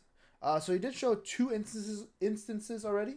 So if he shows 3, that's pretty bad for us because we won't be able to pull a card. Yeah. Wait. Did he reveal Channel Lightning Valley earlier? Does he have all instances? He revealed... What did he reveal earlier? He blocked... Why did he reveal a card earlier? I forget. Oh, it was Flash of Brilliance. There you go. I need to refresh my game. So, we definitely messed up here. Should have broken the Goliath Gauntlet. But he still has to give us... Yeah. Now he's able to keep a card here. And now we don't even get to use Goliath Gauntlet. Acilio's cooked as a hero? Why do you say that? So he does have Channel Lightning Valley. So we're incentivized to block here. What the heck? Okay, so he plays Channel Lightning Valley. This one is the first time you deal damage this turn.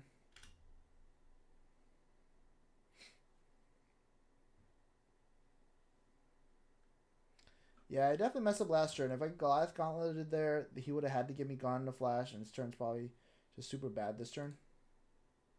But I was just rushing through it a little bit too hard. Yeah, so he would get Go again, play Sigil, get it back, play it again, play it again. I mean, it's not a bad turn, but he just gave up. Yeah, you won't be able to draw. What's the next card? Aether Spindle. It's not the greatest. If he drew it, it'd be pretty good because he gets to opt, but I don't think it's like a game-winning turn. Especially when I come in for 4 next turn, at least with 0 to 60. He had no Arcane, so he had no chance of killing. Yeah, he definitely doesn't kill me, but I mean, he can always draw it right off the Channel Lightning Valley.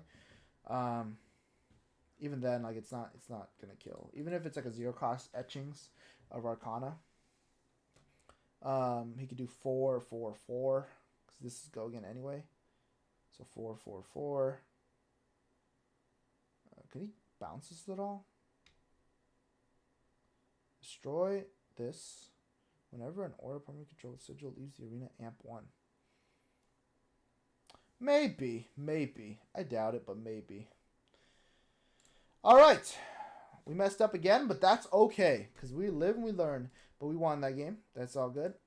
Alright. Let's play a little bit of Riptide. So I'm going to play this list here.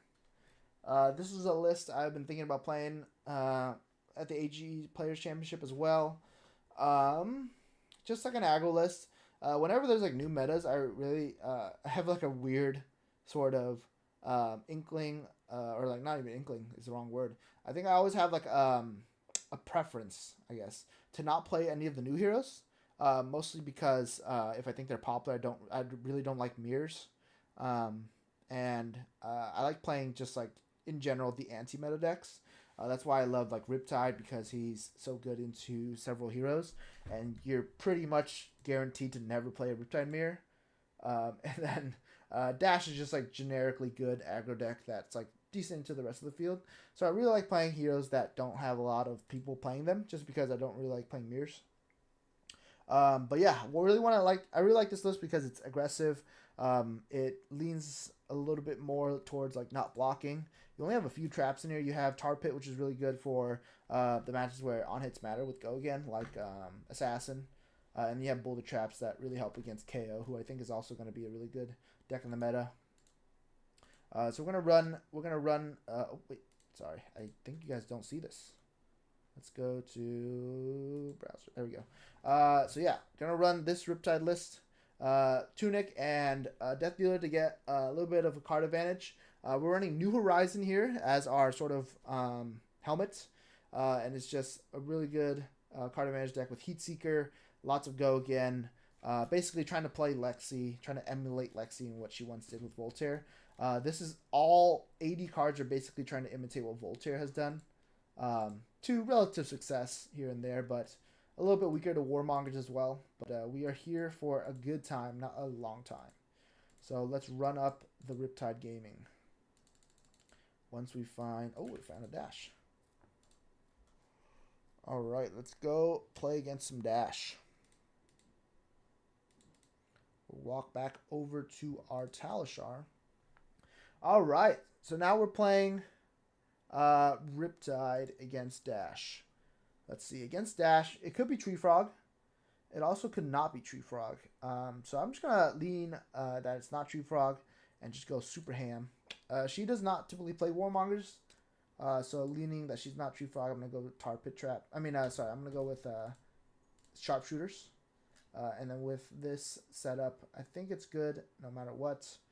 You kind of want to run a clean 60 if you're trying to beat her. So if it's Tree Frog, then we're wrecked. Oh, and it is Tree Frog. What makes Riptide better at Lexi cosplay than Azalea? Is it the reload hero ability? That's what I'm aiming for, yes. Basically, you're trading off the Dominate from Azalea for being able to go super wide with the Riptide ability. So you load with Death Dealer. It's kind of like Sand Scour, but kind of like a go wide strategy, where you load with Death Dealer on New Horizon, and then now you have an extra arsenal spot. And with that arsenal spot, you can play like a buff, and then reload like a Bolt and Shot or like a Falcon Wing that gets go again no matter what. He's shooting for 2 without loading pistol. Without loading chamber. That's awkward. Hopefully it's not a... Probably has like some healing sigils or something. Oh, it's the Count Your Blessings deck. I like this deck. This is cool. So I'm going to go ahead and load Battering Bolt. So here's where this deck kind of shines, because now you have stuff to like load your arsenal with. So Seek and Destroy here. This will be able to let me load with Falcon Wing. Obviously this matchup is a lot better if I have Dreadbore, because they're running probably a lot of D-Reacts. But they also don't have a lot of on-hits. They run like the Command and Conquers, obviously, and the weakest links, but they don't really have any on-hits. It's mostly just like pistol value, swinging with Fandol, swinging with probably like some generic 7s, like from the mech class. What's it called? Demolition Protocol. Oh, okay. It was on my end. And then we get to E-Strike as well, so that's pretty good. So we're going to do 6 into 6 here, 12 damage. Not bad. And we get to Arsenal card. This round's on me and T-Bone. Very cool.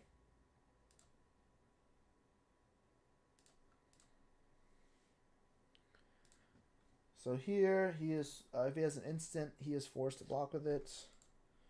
So he just blocks 12. Very cool, man. Cool. So then we're going to E-Strike here. We're probably going to send the Remorseless down. Go again. It's going to do 5 go again. He just takes it. Oh, I forgot. He's playing Tree Frog Dash for a second. First blood has been dealt, and he goes back down to his starting health. Let's go. So I'm going to buff up a Heat Seeker here. Actually, I'm probably going to... I kind of want to keep the Heat Seeker. So I'm going to buff up this Searing Shot. So that way we can keep all of our cards. So if you're playing against a defensive deck, it's pretty good to just kind of set up your really big turns and not like play mid-range almost. So here I'm trying to set up Heat Seeker, hopefully get an Arsenal, but he got stumped by Unmovable. But just like kind of keeping a lot of cards to be able to swing back with. CNC is pretty good against Heat Seeker. I'll go ahead and block out. Alright, that's pretty good. So, there is a weakness to this deck, though. This Dash deck. Count Your Blessings is probably 9 of in that deck to heal a lot. But you're also running a lot of nod blocks with that. So, if Heat Seeker comes in and you got like a Count Your Blessings, sure, you'll heal, but the on-hit will still come through. I don't. I could Tunic to play this, but I don't really want to keep Buzzsaw Trap in my arsenal, just because I don't think he's gonna swing at me. Often, at least. So he's blocking 5. He's gonna let it hit, I think, for 1. Okay. So he's full blocking. Cool. We get to reset. So I think this game's gonna be all about like swinging one kind of big turn, and then just arsenaling the rest. So Prismatic Leyline's pretty cool here. I'm gonna go ahead and load Falcon Wing.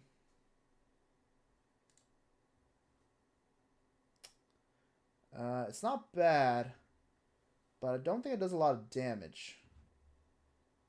So I think I'm going to actually play Prismatic Leyline, and then just play Bolton Shot for 5 go again, and then just pass to be able to set up for next turn. This could be a 7 though, so let's see what he does actually. If he gives me 2 cards, like I might come in for with Seek and Destroy here. Yeah, I really want to set up 6 card hands. 6 card hands is what I'm going for.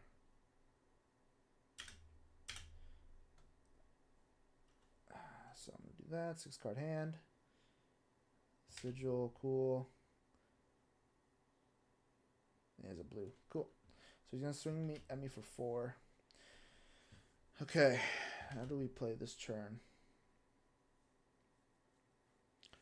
So I'm probably going to play my Falcon Wing first. Bait out some damage. Why didn't he... Okay. I don't know why he didn't play out the card. I'll just play out his pitch.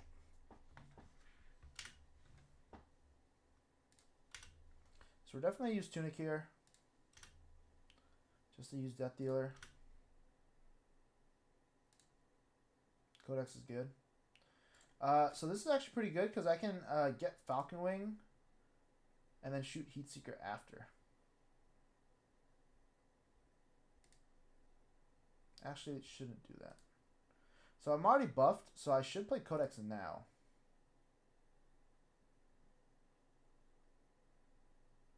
Is that better than double Heatseeker?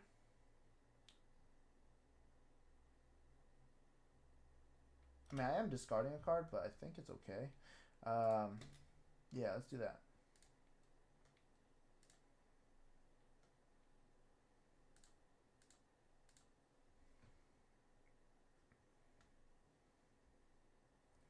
I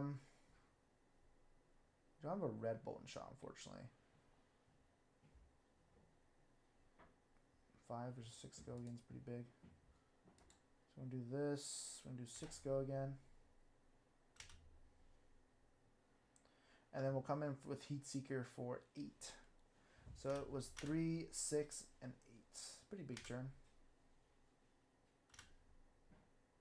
And then we hit him with this. So we already have a Ponder, which is great. And then we'll hit him with Heatseeker for 8, sorry.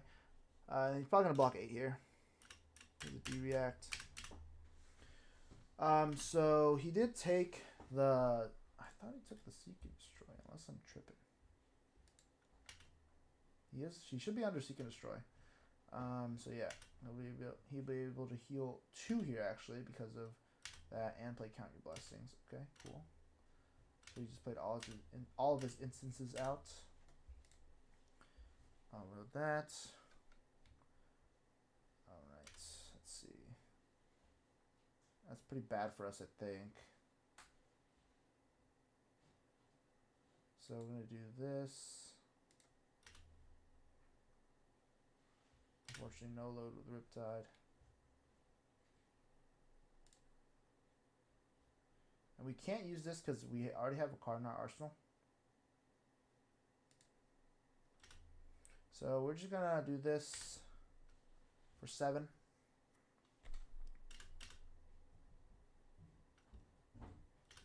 The blocking deck. It's too good. Man, Dreadboard would be insane here. Arsenal this guy. Cool. So we're going to do pre-med to start. And we'll do rabble so we know exactly what we draw first. So this is going to be hopefully for 4. It's not. 3. Oh, okay, he has firewall anyway, so it's easy to block. Puts weakest link at the bottom, which is pretty good. And then we come in for 7. Second firewall. Hilarious.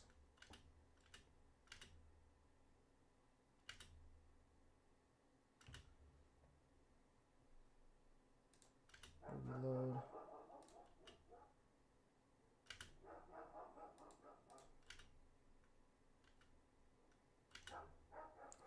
Here comes another 7. Hopefully putting him to 31. So he probably has some count your blessings, which is going to be really bad for us. But here we get Codex, which is awesome. Codex is kind of awkward, though. Okay, and he has a second one from Arsenal. So if I had Spike Pit Trap here, it wouldn't be bad, right? Because, alright, here's where it gets a little tricky. We could Codex. Or we could Quiver. I think Quiver is actually a better play. But Codex is so good because he has to discard a card. Okay, I think we're doing that. We're going to go ahead and get Bolden Shot. I'm going to discard Falcon Wing. Going to swing the Bolton Shot here for 4. If he blocks 6, we'll be able to Rain Razors. And I'm not going to reload here, actually, because I want to use Tunic to reload. Fate for Scene, sure. He grabbed CNC.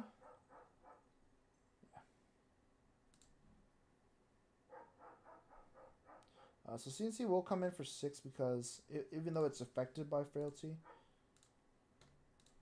Tunic. Low Death Dealer.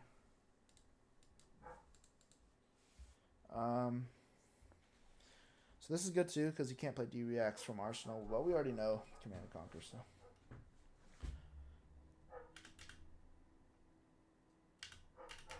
Count Your Blessings is pretty tough. So I can keep. Oh boy. Oh, he's just gonna pass. Okay, cool.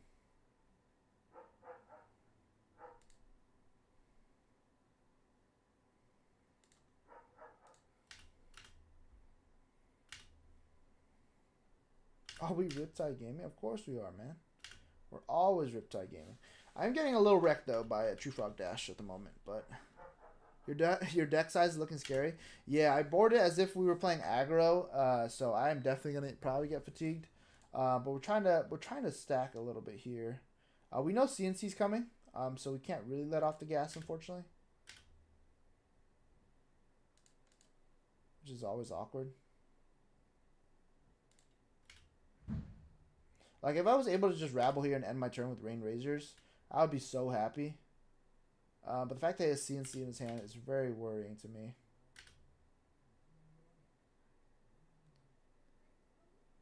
We'll just shoot this. Why not?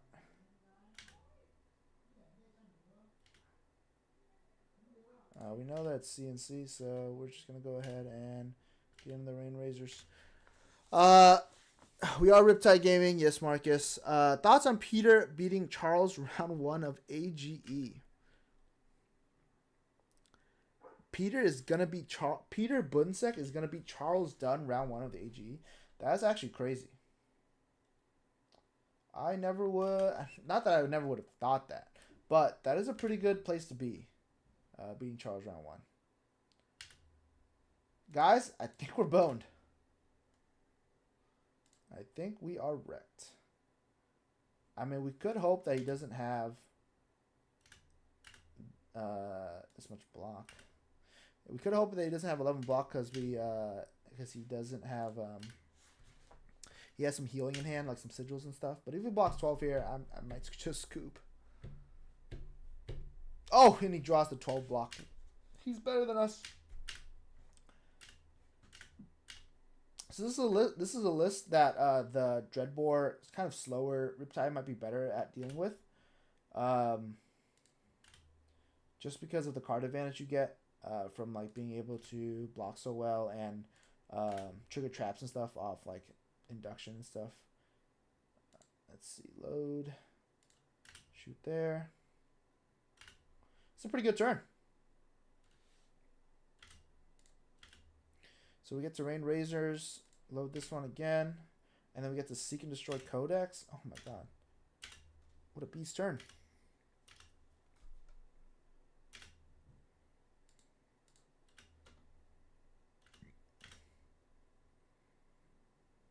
I actually really like this Riptide deck. It like plays very well. It actually like sequencing matters a lot in this deck, which is super cool. And then I'll get to Seek and Destroy him here, which is super good.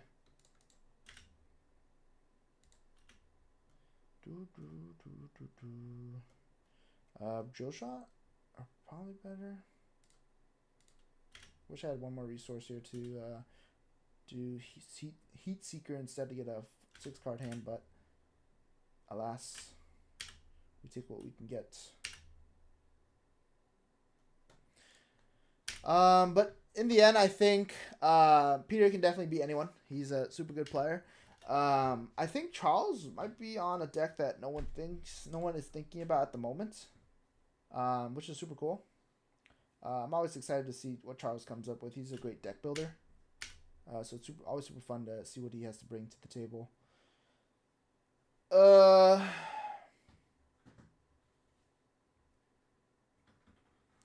Line it up. Do we care about the CNC, guys? We're gonna get fatigued. We're gonna get fatigued. We just give up the line it up, guys.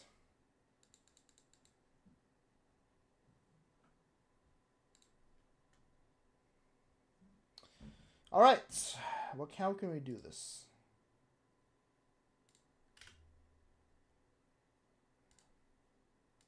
Oh, Pog. All right, let's see you block this. So this is actually 7 and 6. Yeah, it's 13. So he's probably going to keep 2 blocks to be able to block Endless Arrow.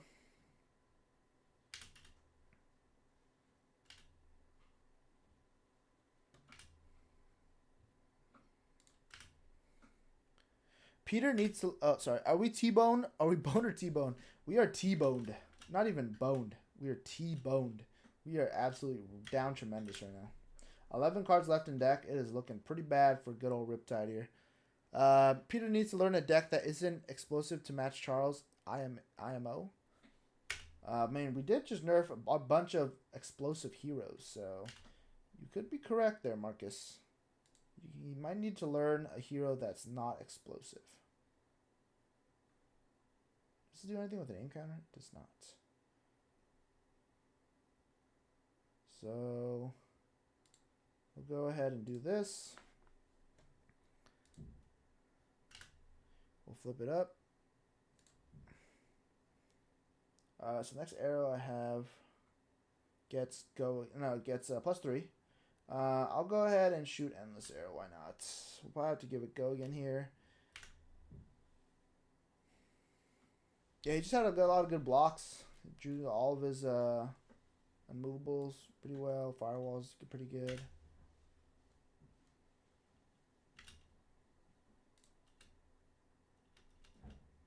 Dreadbore definitely would have been a lot better into this matchup.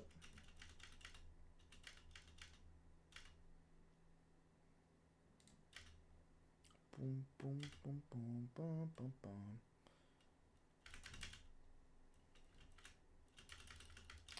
But yeah, I mean, it just goes to show like how wide Riptide can go too.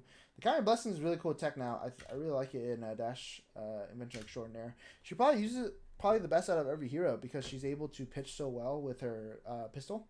So if you ever have like pitch left over, you just swing with it. Or you swing with your pistol, and then if you have pitch left over, you go ahead and play out the aura.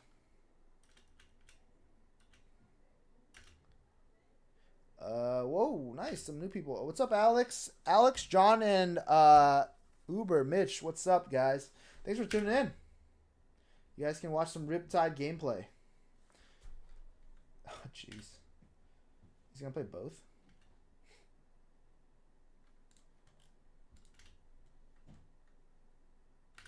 He does play both. 35. He's higher health than me. That's so bug. The deck is so hilariously funny. So I kind of want to clear my arsenal with it. So let's do collapse and trap. I don't even think I have any buffs left.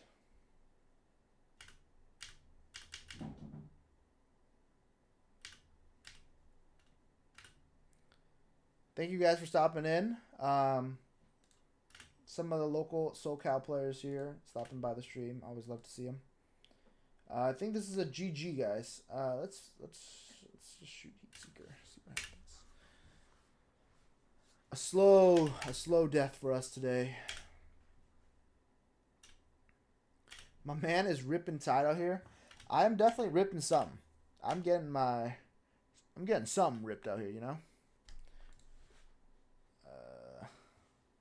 We don't have any more buffs, so we'll go ahead and concede while we're ahead of ourselves. That was a good game, though. It was fun. He had so much healing, though, with the Count Your Blessings. This one, I think, heals 9? Yeah, this one heals 9. No, this one heals 9. So he had a lot more healing left in his deck. I think this matchup can get a little bit closer with Dreadbore and the other Riptide deck. But the aggro one folds pretty hard just because you don't really have the card economy to keep up with. But Count Your Blessings is definitely a cool card. Alright, that one didn't work. Tree Frog, yeah.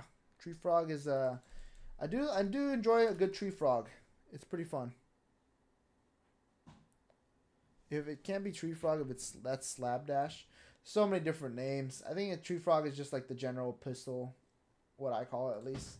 But yeah, it's basically the block out deck with Tunic and stuff. It's all under the same umbrella, I think. Got the old 3-0 in draft last night. Nice, good job, Mitch. You still got it in you, see? Even though you're casting all these different games, you're still doing pretty good in all the other or in the game that you love the most. I don't think they have Warmongers. We could play that. Sharpshooter is definitely a little bit more aggressive, so we'll probably play long draw just in case. Clear out our arsenal on an awkward turn. For this, I will play Battering Bolts. Just to lean a little bit more fatiguey since they probably are going to be trying to fatigue. Boulder Traps for sure, just to stop them from, or get them value from all their plus attacks like Plow Under, stuff like that. So we're just going to go do this. We need AB. You're right. We probably need AB. It's too late now. Thanks for this is how well the night's going, basically. I totally forgot we need to be AB. Dreadbore seems good here since he will want to use Rootbound to decompose. I did also consider that, but I think just want to try the deck to see how well it does. Because Dreadbore, mostly I use it against Enigma, but I do agree with the Rootbound Carapace. It does screw them up a little bit. So yeah, he has new Nebula Blade, so not Reaping Blade, so he's not going to be very fatigued, I don't think. I think I'm inclined to load Falcon Wing here and see what the rest of my hand looks like. There's the bolts and shots. I'm just going to pass. I do think... So AB is a little weird. Obviously, it's good against Runeblade to prevent death. But when you're playing like aggressive Riptide, like AB won't really help you in that game plan, right? Like if you're trying to kill them before they kill you, AB won't really mitigate that as well as it should. Definitely need AB if you're playing the other Riptide deck, but in this deck, I think you're just taking everything mostly. Nice. It's gonna be a good draw.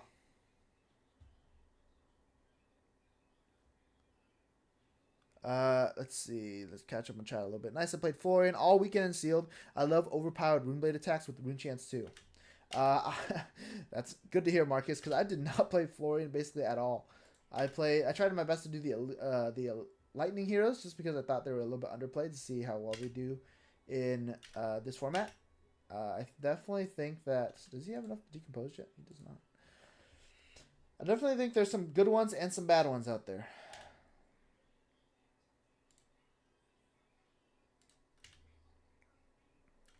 Wait. We want to reload. There's definitely some good lightning heroes and some bad lightning heroes. I think, honestly, both of them could be okay in draft, but I feel like Acilio needs so much to go for him in draft. Which is funny because I think he's actually the best CC hero to come out of the set. Just because of how explosive he is. Obviously very hard to play, very hard to deck build, but he seems to be pretty explosive. No reload, unfortunately. Go send him for 6. But yeah, I think with the new Rosetta draft format, I'm looking forward to playing a lot more just to see how it turns out. I really like the aesthetic of the set so far. Not too sure about the gameplay just yet, but really liking how it looks. Let's see. Need a B. Ooh. What if we saved that buzzsaw trap from earlier, guys? That would have been insane, right? That would have been good. Dreadbore seems good. Yeah, I think we talked about that. It does. It is pretty good. Why didn't it get the plus damage? Oh, right, because of he's not turned on yet. I think this turn we're gonna be using our Snapdragons.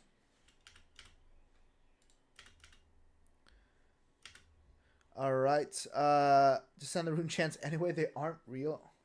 Yeah, basically. Like, does having A be that save me there? Not really, right? Like, I'm able to. I'm probably gonna be able to use Death Dealer here, which is super cool. I probably don't use Tunic here for Death Dealer though, just because I have the Intoxicating Shot. Let's give go again. And also Rain Razors. Alright, so since we have the blue and this costs 1/2, it doesn't really make sense to use Tunic for Death Dealer. We'll save the Tunic for next round. Ooh, if only we could load that right now. Yeah, if this was like a buff or something, I'd be more inclined to do it, but it's okay. We're still happy with sending 7 big ones here. What up, Uber Shouts? Nice to both get 3-0 drafts at Odyssey yesterday. AG broadcast. Oh, both you guys played. That seems a lot of fun. Glad you guys had some fun with some drafts. I'm really looking forward to doing it myself. Wow, both Justin and oh shit, both Justin and Mitch being able to do that, huh? Shows that the broadcast team is just as good as the players themselves. He's not there yet. We're okay still, guys. We're okay. Message retracted. Get wrecked. We kind of own. Unk still got it. Heard you got a kill with Yum Yum. Message retracted. What did he even say, guys? What did he say when he said Yum Yum? We must know. It's gonna be 5 go again. It has an on hit, but I'm probably not gonna use it.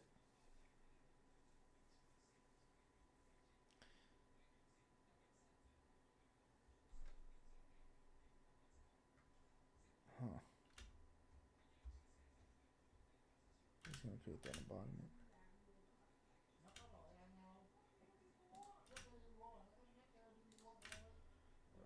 More load. Tunic Remorsus. Codex.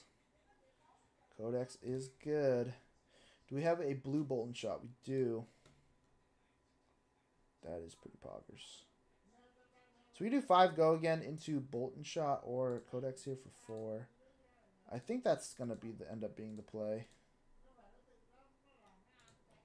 Just to go a little wider, set up for a 5-card hand. 6-card hand. Alright. Fruits of the Force, Yum Yum. So much Yum Yum going on. Oh yeah. Marcus and I slapped each other around with some Fruits of the Force on Sunday. And SFW. You, Justin. I'm talking about pre-release. So much, so many fruits, so many force out there, you know.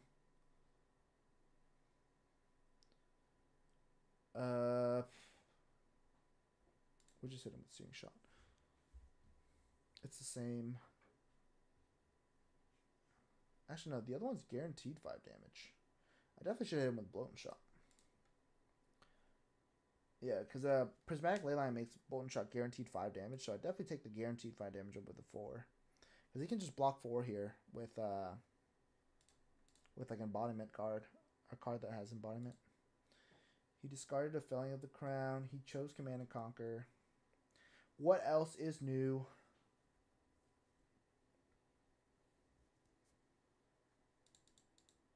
Okay, it ends up being the same anyway, so we do not get punished. It's a buff. We take those.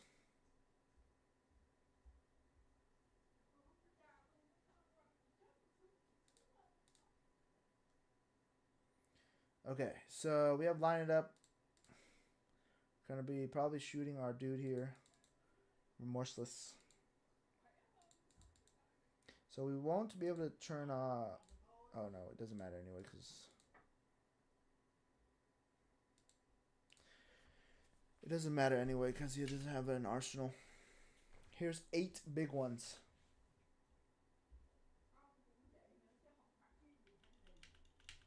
8 big ones is going to be pretty hard to block. And then also if he plays a bunch of cards on his turn, he just gets wrecked by all the minus damage happening from Remorseless too.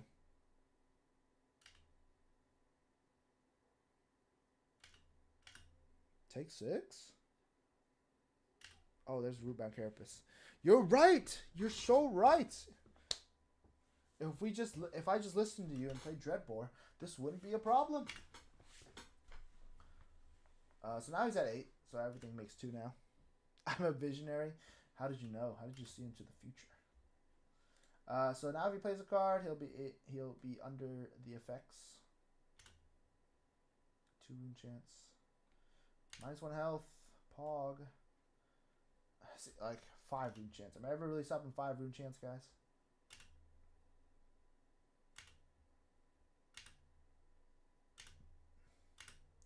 This is gonna come in for 4. That's a big number. I kind of want to deny that rune chant. That 2 rune chance. This is actually blocking for, or this is actually swinging for 6 if I let it hit.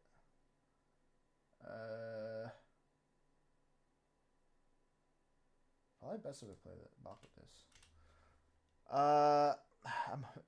Oh, Nathan Crawford's here. What's up, Nathan? How you doing, man? Oh, Riptide. This is your favorite deck, right? Riptide. Let's be honest. This is everyone's favorite deck. Some people are just afraid to play it. Just played Verdance for the first time. Into Verdance for the first time. How did that go, Marcus? Because I played Into Verdance at a pre-release and it did not go well. Okay, I get to go. This is unfortunate because I get to do 6/6. It's gonna be tough because he's probably gonna be able to block it out. But I can probably just win 6/6, which is gonna be awesome. And get a premeditate, so it's gonna be pretty cool. Did you take 100? Double rampant growth stinks. Get that Kano cringe out of here. Yeah, I think I played against Verdance in the first round of a pre-release I did, and I think we counted at the end. She healed, I think, 29 or 40 or something like that, crazy like that. The deck was just humming. It was awesome.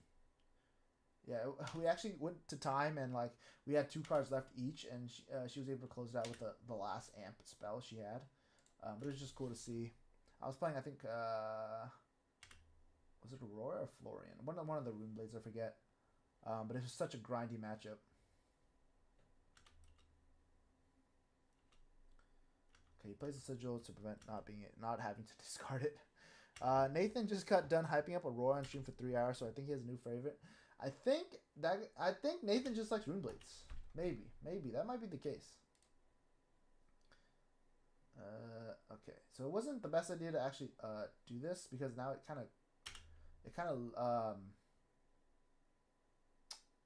of defeats the purpose. Sorry, it denies me going wide because now I'm not able to. load because battering bolt's the only attack.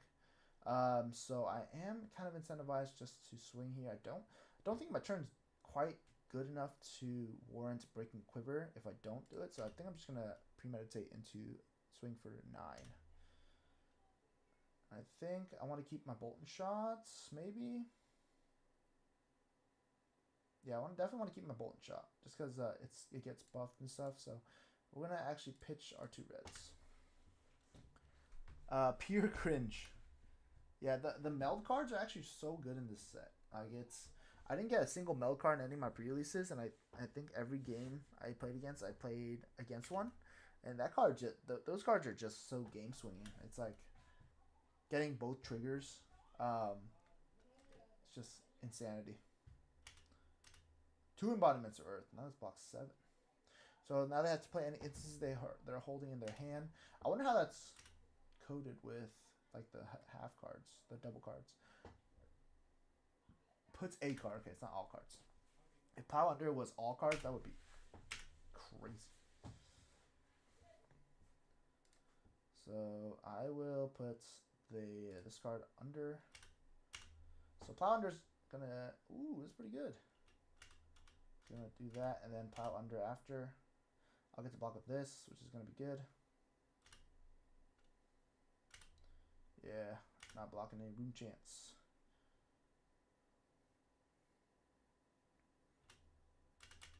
Oh, okay. There we go.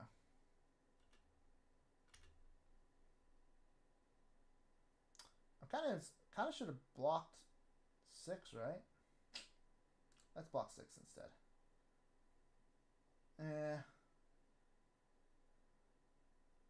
I don't really care that much. Yeah, let's just do this. This could be good too. Like I could get the +1, or I could load with Death Dealer. Because then if I get a red arrow, it's gonna be. If I get a red arrow, it's gonna be 7 anyway. If I get with like 0 cost, I could get this to make it swing in for 9, but 9's still too easy to block, I think. So I think I'm just gonna load off Death Dealer and then save myself a Tunic counter.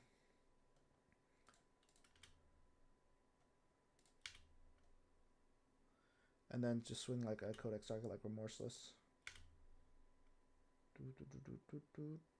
Or I can swing Battering Bolt. He doesn't have a lot of sigils. But he could just play them all anyway.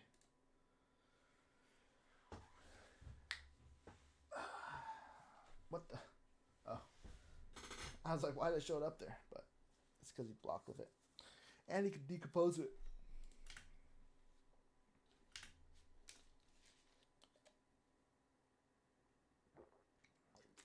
Yeah, she'd be amping for 1,000,000. She's super fun, man. I really like Verdance. I'm still like a little bit more happy to play the Lightning heroes just because I feel like they're a little underrepresented. So I like drafting the heroes that don't get played as much. I just have like a tendency to do that as a player. But I think I really like her playstyle. She's like basically Icelander, but instead of ice, it's earth, right? Arsenal. Ooh, our hand is tough. Okay, well, at least we get a value out of it with Boulder Trap here. So this is a 0 for 4. Nice. So we do get to swing. Oh, it doesn't matter. Alright, this is why we save Tunic. So if we draw an arrow off this, we're up tremendous. Alright, guys. Pray for the arrow. What? Oh, it's not. Undo. Whoops. We definitely don't want to tune on that turn. Sorry, I thought it was my turn. Tunic, Death Dealer, load Falcon Wing. Second Falcon Wing! Holy. So we're going to premeditate here and shoot the other Falcon Wing. So we're going to do 6. We're going to provide 2 on hits, on 1 on hit on the first one and then 2 on hits on the second one. So if he really wanted to block this Ponder, he would have to commit 6 block.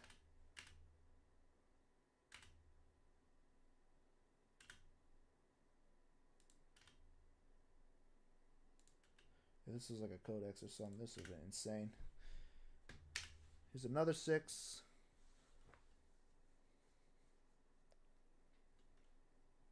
Fruits of the Forest. He's going to break that to prevent all the damage. Cool, cool. Endless Arrows Pog. Wow, we get an amazing hand here. So we get to start with Rabble. This is like, if you played Warmongers, this is like the best hand ever to deal with it. Alright, and then we do this, go again, and then we're able to send Endless Arrow at the end. Keep our Bolt and Shot, just in case we draw a buff tomorrow. Next turn. Battering Bolt is such a strange card. I think it's such a cool card. I'm so used to playing with it. What the hell? I'm so used to playing with it with Dreadbore though. Like, so used to the 2 for 7 being a breakpoint. Like, it's so good. So I'm not used to like swinging it with Death Dealer. I feel so bad as a 2 for 6, to be honest with you. Like, it just, I don't know. So easy to block. Not a lot of breakpoints. Doesn't really do well against defense reactions. I feel like the combination with Dreadbore is so good in Battering Bolt because you're able to deny the use of the D-React and then catch them with it in their hand. So I feel like it's so good in the other deck, but it has minimal gain in this one. We were able to win. Get a lot of like go again attacks out. Just pressure him down. He had a bunch of Fruits of the Forest though. It's pretty funny. I think he ran 9.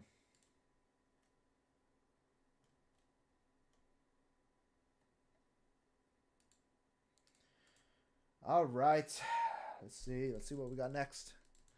Battering Bolt is such a good. Oh, we read that. It's good for catching attack reacts as well. Yeah, it's really good against Dory, obviously, because Riptide I think in general is just good against Dory, just because of how his kit and his traps just like counter everything she's trying to do.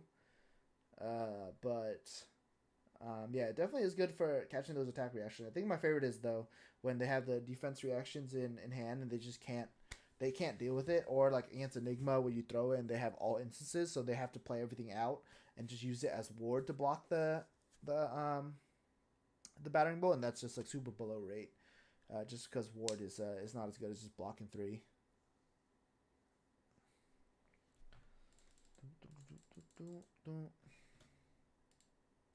All right, guess we're hitting a little bit of a lull here in games found. Oh, another.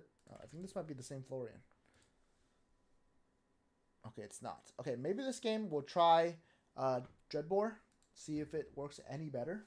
I think we're still happy with the no. Maybe if with Dreadbore, then we try out Trench then. I don't know. Last game kind of felt good. Kind of felt like no AB didn't really matter. We were just going super aggressive. Let's just run it back, see what happens. I think we ran Battering Bolt last time.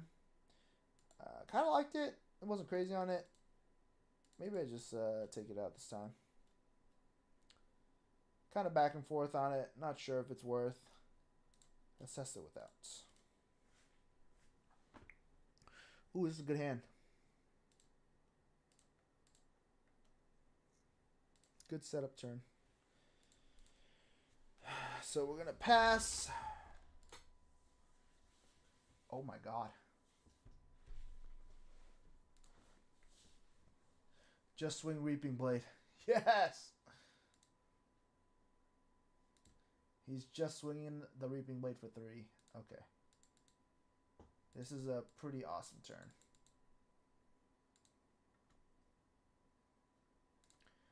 So I actually want to bait him.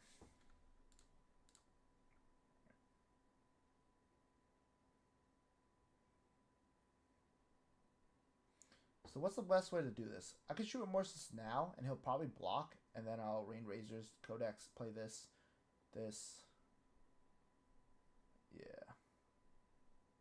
I feel like this is the turn where we're hitting him with everything here.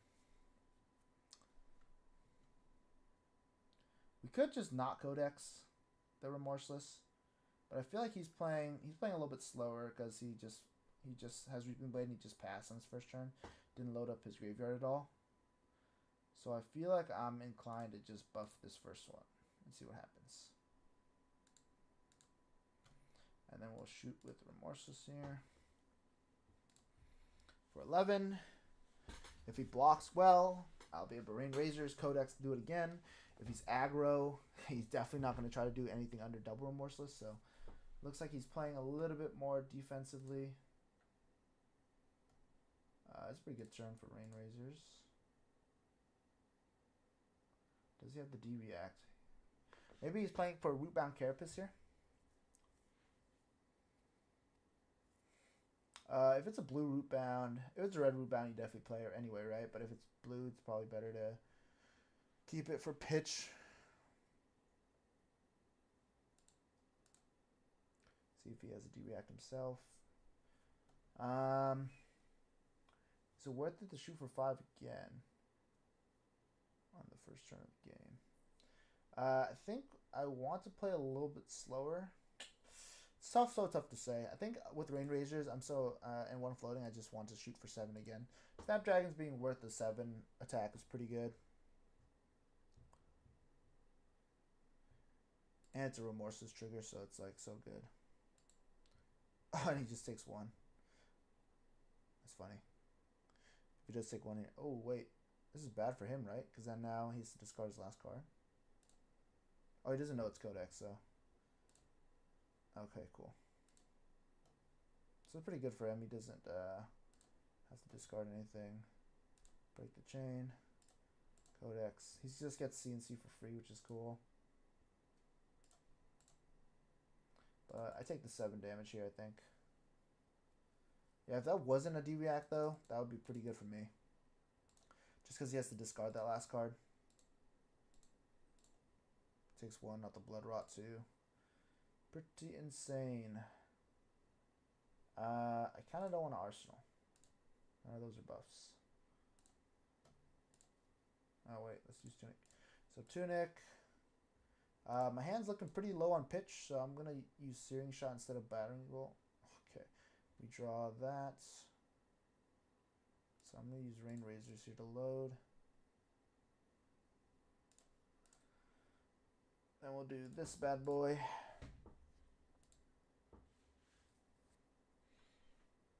Yeah, it's weird. Without snaps, you typically don't really want to load. The extra card advantage. This is why Trench probably is sometimes a little bit better than Tunic. Just because you're able to load at will and then just get 1 resource whenever you want. Definitely a little bit better when your opponent's just blocking out. Probably easier to set up too. Can't reload because my arsenal's filled, unfortunately. Trench is like half an E-pot, which is cool. Trench is awesome. I love Trench so much. It's just I've been playing with the Tunic a lot, and it feels pretty good with the card advantage. Blocks 1 just like Trench too. But the card advantage is pretty sweet from Tunic, just with Death Dealer. Like, Tunic with Death Dealer up is basically just always going to be an extra card, which is a lot when you're playing this sort of deck. But I do agree, Trench like helps you set up. Yeah, like Trench is mostly good for all scenarios, but when you get that Tunic on 3, it's like so powerful to be able to do it. I'm gonna Arsenal this guy, just in case he swings at us. I forgot he had CNC. Oh man, that is okay. I think we are willing to take 6. Actually, we'll take 3. We'll draw an extra card here. I totally forgot about it doesn't matter anyway, though. I don't think I was going to fully block that CNC anyway. I'm kind of happy with this. The other play was like full block the CNC and then Ravenous Rabble into Searing Shot, but then I would have had to use Driftwood Quiver, and that's never really something you want to do unless it's like, because it can get you out of a nasty turn. It's like Trench, right? Get you out of like a super stuck turn if they like warmongers you or something. Yeah, Trench also has AB, so I found that Riptide like never really likes to pay for AB. Like, it kind of sucks. The best way to do it is like when you Trench and then use the 1 for your arsenal, but then you're basically AB 1ing with your arsenal, which is not really worth it. But if it's a dead card, probably worth it. Yeah, Trench just gets you out of a lot of scenarios, I think. Like, it's kind of your fail safe, which is cool. Another Malefic. Jeez. This guy has not...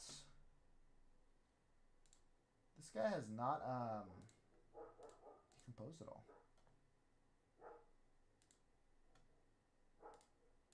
Alright, hopefully this hits, because if this hits, I can load Falcon Wing. It does not hit, unfortunately.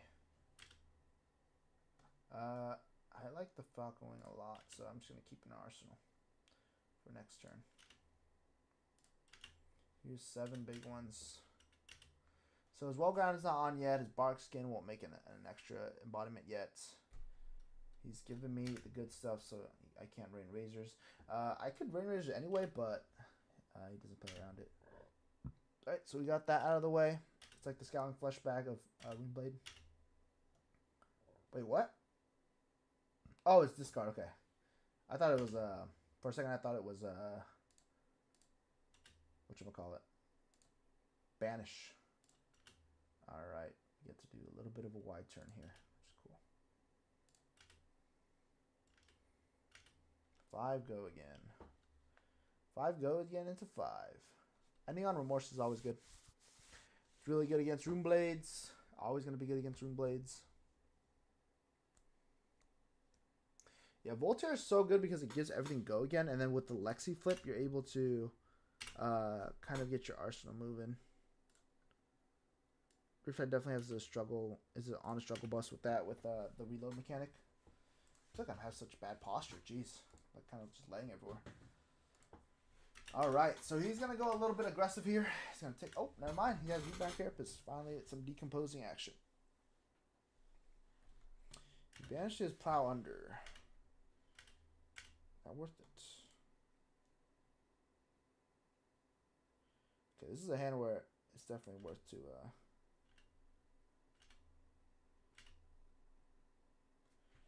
interesting. How do I evaluate this? This is pretty bad. Because then now, I mean, I have to put, as much as it sucks to do that, I feel like this is the best play because now I can still do Ravenous Rabble into Searing Shot and then Arsenal Bolton Shot, which is not bad. If I keep Codex, it kind of just gets stuck there. Like, you want to, after post Snapdragon Scalers, you want to just be able to keep your Arsenal, like, versatile so that you can kind of use anything to get it out of there. Like a buff gets Bolton Shot out of here. I just revealed late line, so I'm able to buff it next turn. Oh, he's box 2. Okay. Earthworm.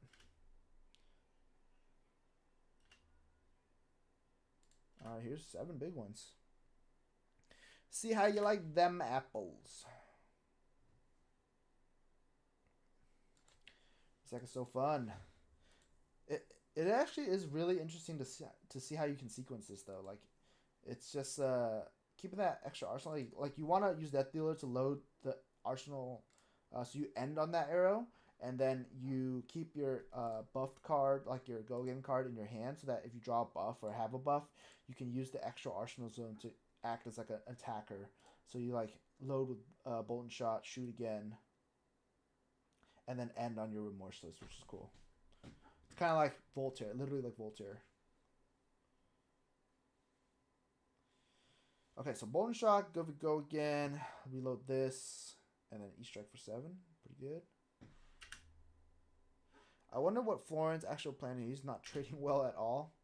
I feel like he's an aggro deck that's wanting to get some value here, but he's not really presenting me with anything crazy. So my turn will be 6 into 5 into 7. So that's going to be 18. He has to give me 2 cards. If he decomposes here, he can use both of these, which is pretty good. I'm not in so much danger. I'm just going to take this. I know that I'm going to be taking Arcane for the rest of the turn anyway. And I've already taken Arcane anyway, so anything with like an Arcane on hit is already on. Summer's Fall. Cool. It is not the one that hurts me, but it does get him to decompose 8. So that's pretty worth it for him. He's finally on! He's finally a hero! cool. Yeah, Florian is I don't know, the Earth hero, the Earth talent's so weird. It's like when Briar came out, it was just like right out the gun. You can use both. You can use generics with both. And then now these Earth heroes are like definitely a lot slower with the decompose mechanic. It's pretty interesting with the way they decided to balance Earth this time around. Yeah, because Flesh and Blood has kind of like always been that game where you're strong from the start and you get weaker, like a fighting game. So it's interesting to see heroes that kind of play for the late game, like innately with their hero ability.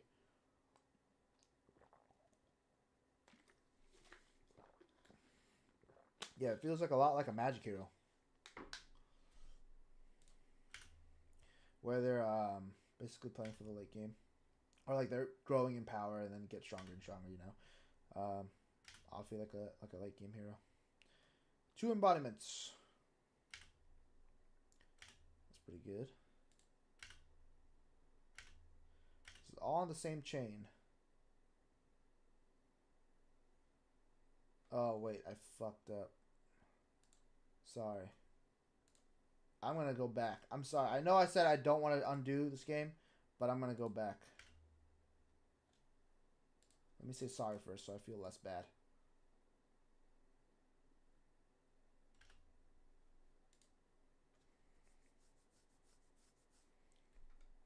So I actually don't want to load off this because I want to use my tunic. It's going to break the chain, so he's going to get his bark skin back. But I think it's worth it. Bum, ba, bum, bum, bum, bum. Oh, that is good stuff. So now this comes in for 5. If it hits, it becomes 5 more with Falcon Wing, and then I get to E-Strike. I can also just E-Strike go again into 5/5. That's pretty good stuff. Alright. He's got some good blocks, though. Reload. I feel like every Falcon Wing has been like a... when I needed like an arrow to end on, but it's okay. I think we take these.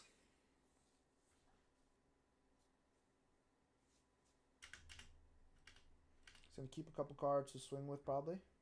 Unless he has Root Bound again. He does not have another non-attack. Blocked the first 2 with non-attacks, I think. Okay, he's keeping the card. Codex would have been insane here.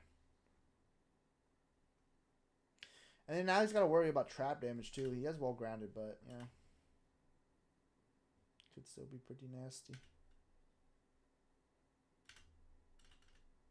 Okay, so he won't have a decompose card here to swing with. So no plow under. Probably no disruption. Probably just gonna make the rune chant and pass. Nope. Okay. So I'm gonna be incentivized to load Endless Arrow here. So the reason I load Endless Arrow here is because just in case I draw a buff, I can triple buff. Remorseless, no matter what, if I load with the Endless Arrow, I'll have to give the pitch card, or I have to use the pitch card to pitch no matter what to shoot Remorseless. It does have a better on hit, but with Seek and Destroy and Lace with Blood Rod, I think it's already good enough to use those.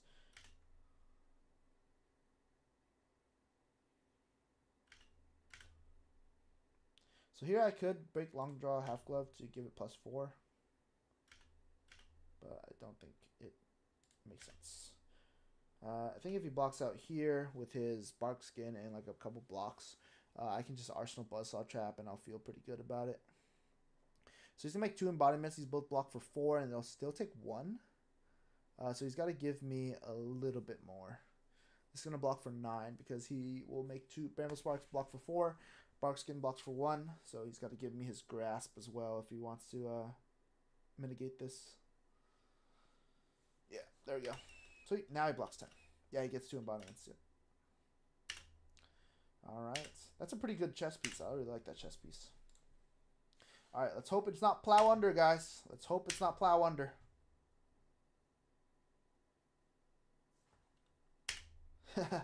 It's always plow under. All right, we block for 4 here.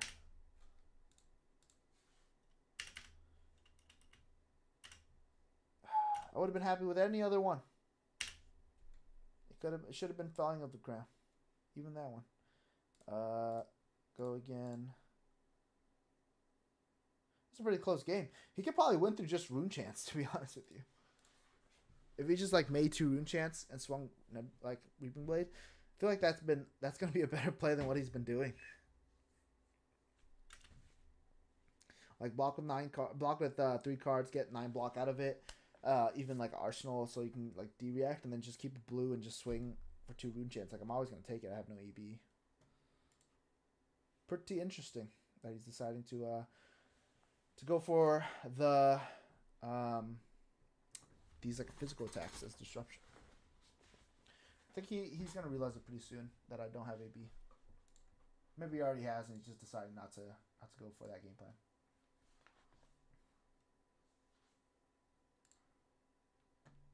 Gotta refresh. There it is.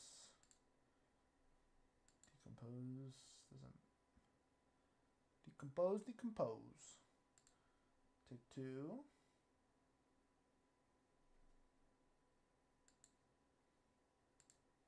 Okay, so he uses the feet to block it.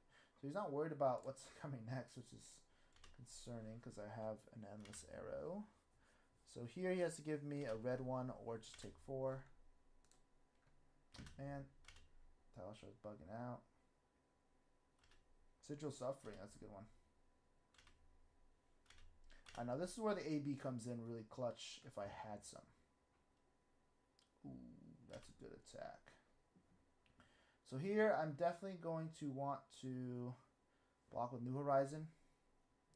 What is the best card to put under my deck? Probably... I'm probably going to give 6 block here to go to 4. So I'm probably going to put a Bone Shot under. Because I want to E-Strike.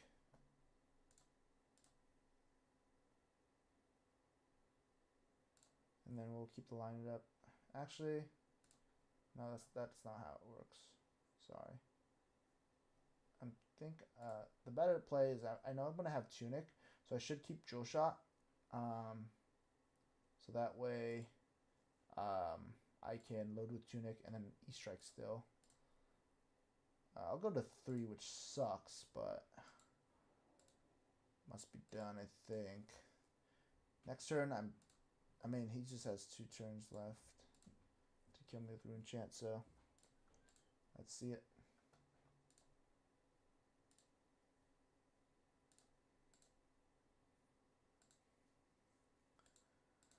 So next turn, if he keeps a big attack, he can definitely kill me. I mean, he blocks super well with his embodiments, which is good. I mean, when it lines up, it's really good.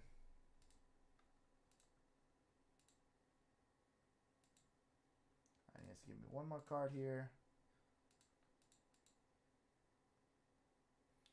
I never really lined up a good, like, seeing Falcon Wing as your, like, ender a lot of times, just for, like, a 3 arrow is not great.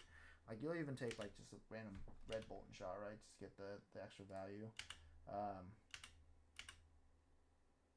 Yeah. Alright, so I do need to block 3. Oh, I need to block more than 3. Swarming Gloomveil. Giving up the Tunic. And then I need to block 3 again. Yeah, it's looking pretty doomed, guys. It's looking pretty doomed. So this is where I hope that he draws all reds.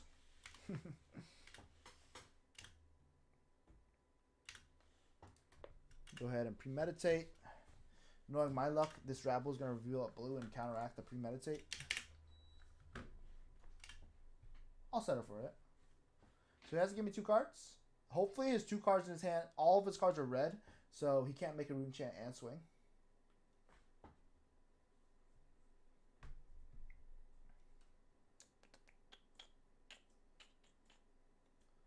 Weighing his options. What are the chances that an Earth hero that plays a lot of Earth blues doesn't draw a single of them in 1 turn late game like this? Oh, right, he can just... Nice.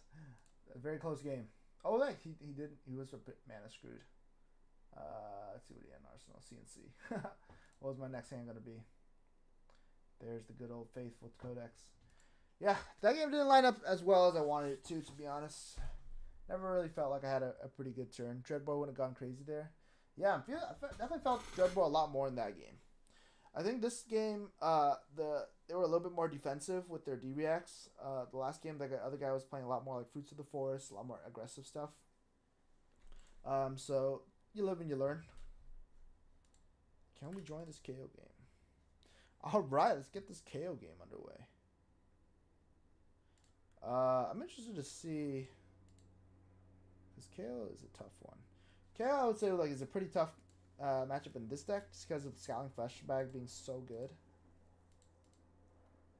What do I take out? Probably Sigil. 1 Battering Bolt and 1 Line It Up. Dreadboard definitely would have went crazy there though, like literally. It would have stopped so much. Like you could play a lot slower, set up a little bit more. You don't get the extra card draw, but I think it's so worth it to deny the D-reacts at a Florian, especially with like Rootbound Carapace. He has to like Arsenal one. If he draws multiple, then he has to like discard them if I play Battering Bolt, or he has to like pitch them. Oh, cool. Okay, that we were lagging. All right, how can we play this turn? This is a pretty baller turn again.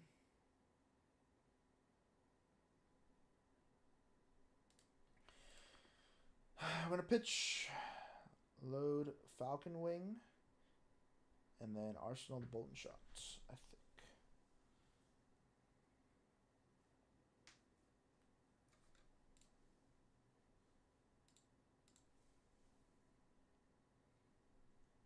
So we're gonna Arsenal Boulder Trap, I think, yeah. Pretty good hand. Alright, let's see what he does.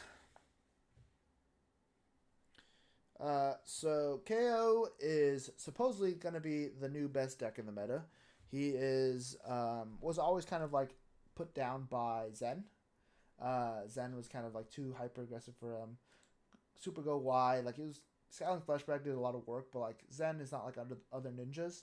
He can just save the tutor for when it comes through.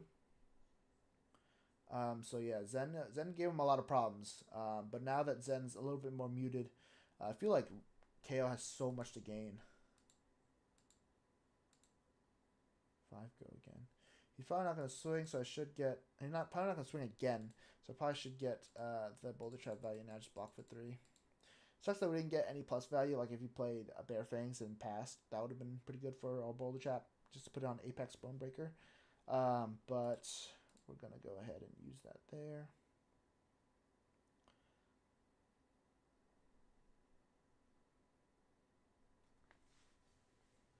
Yeah, the reasoning why I didn't put the trap in Arsenal was mostly because I didn't want, if it was like CNC, I could just throw away the trap anyway. Like it's not really good to keep the trap on your offensive turn.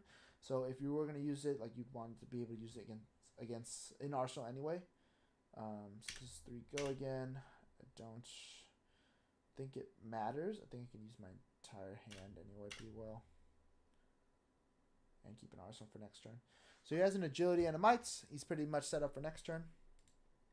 If I draw a Codex off here, I can deny him some value. He has pretty bad targets too. Runner-Runner's not bad. I can make another Agility. Start off with Falcon Wing.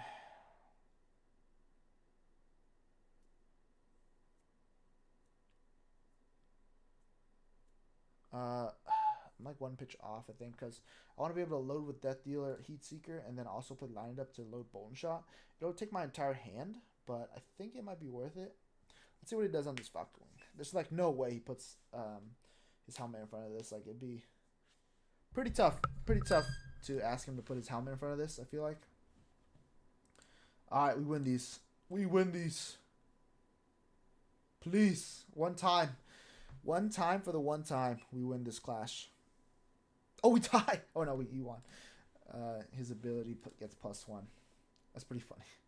That's probably like my highest besides battering bolt, but I took it out of my deck, so that's probably the highest hit I can get there, right there. So I know I have Heat Seeker again, so I know it could be a pitch card.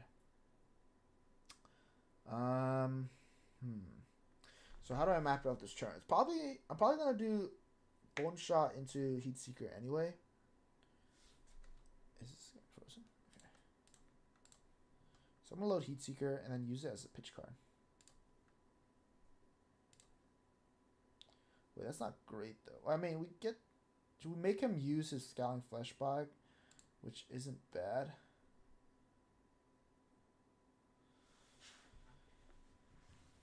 Yeah, it's not great pitch management because I guess he has to use Scowling Flesh Bag here. He'll deny like another hit, but actually, is it better just to shoot the Heat Seeker then?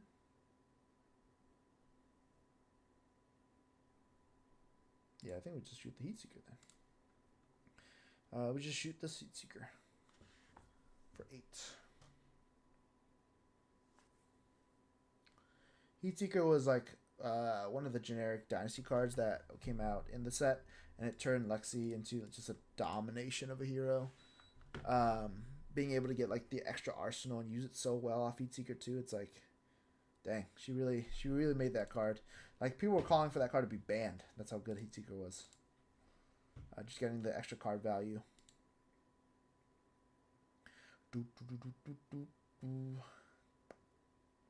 like how my caption says a fucking boost, but I'm not even boosting anymore. We gotta switch it to. There we go. Perfect. Screw 'em trap. Alright, swinging on another 8. Oof. I mean, now he can't flashback, so flashback's not an option. Or not a good option anyway. He has 2 agilities. He's going to take 8. It would be really good if this Heat Seeker doesn't hit a dead target so I don't have to use Snapdragons. But let's see what it hits anyway. Oh, nice. Cool. That's actually a pretty good target because now I can play Bolt and Shot. Wow, that's actually pretty good. So now I can play this load Bolt and Shot, and then Heat Seeker to end it with Tunic if he gets awkward. Discard Agile Windup. I feel like he's discarding a lot. It's not really good card economy. I guess he's setting up for next turn, which is not bad. What is he doing? What is he pitching for? How's he pitching? Is he playing it? Oh, he's playing it for 7. Okay. I was like, what the heck? We're going to block with Searing Shot here.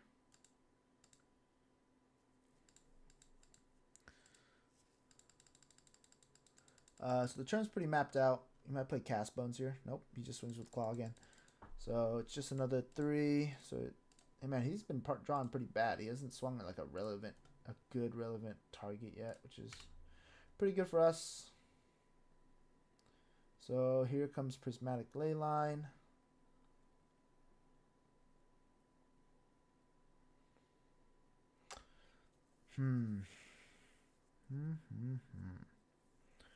I'm thinking here. Like if I play Ravenous Rabble and don't, nah, I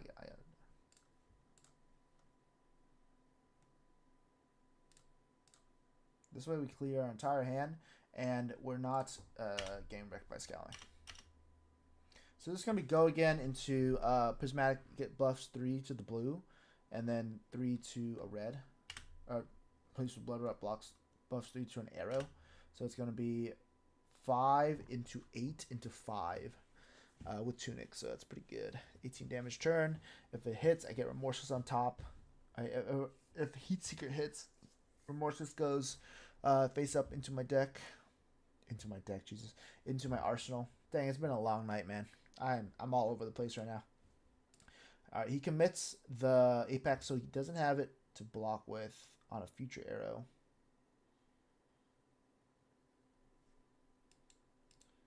Man, I am feeling tired. It's going to be 8 here with go again. See how he does against this guy.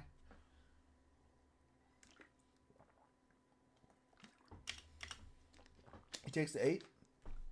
Poggers, Bloodrot, Poggers.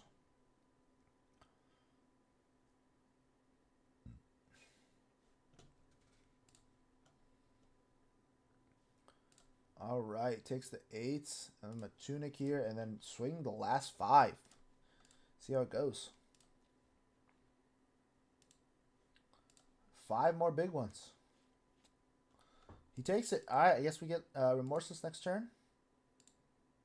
Maybe he has like send packing or something, so he doesn't care.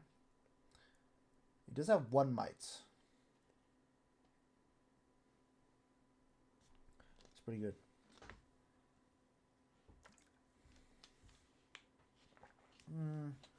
It's not that good.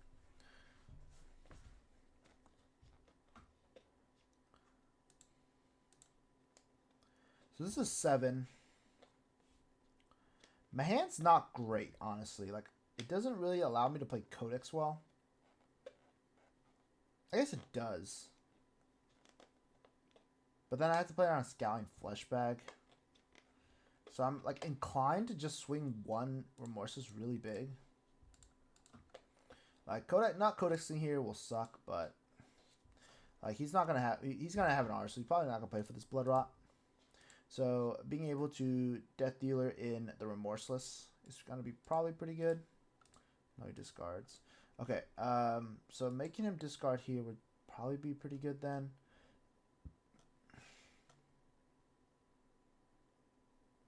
I could load this face up with Sharpshooters, avoid the discard, and get an Arsenal for next turn. I think that's cool. I think that's chill.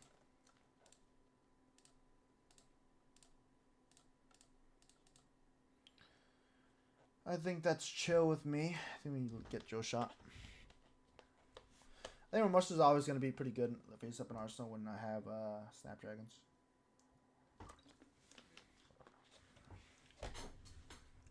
He gets Send Packing. Pog. I think Send Packing is only 1 card though, right? Banish a card, yeah. So you have to choose.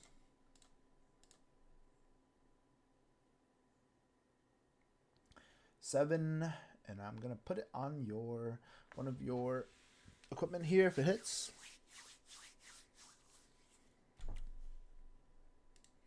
I think this is overall a better play. Because if you just get Send Packing back, if I don't have the card advantage, then it's just going to hit the Ponder card. But doing this right here, although I just gave up that... Okay, so I don't want to put on a Savage Ash because he might break it this turn. So I probably should put it on Scowling Fleshbag to deny Battle Worn 2. Falcon Wing is pretty good. So Falcon Wing is automatic go again. Plays around Warmonger's better, but it doesn't really matter in this scenario, I don't think. That's a pretty good hand.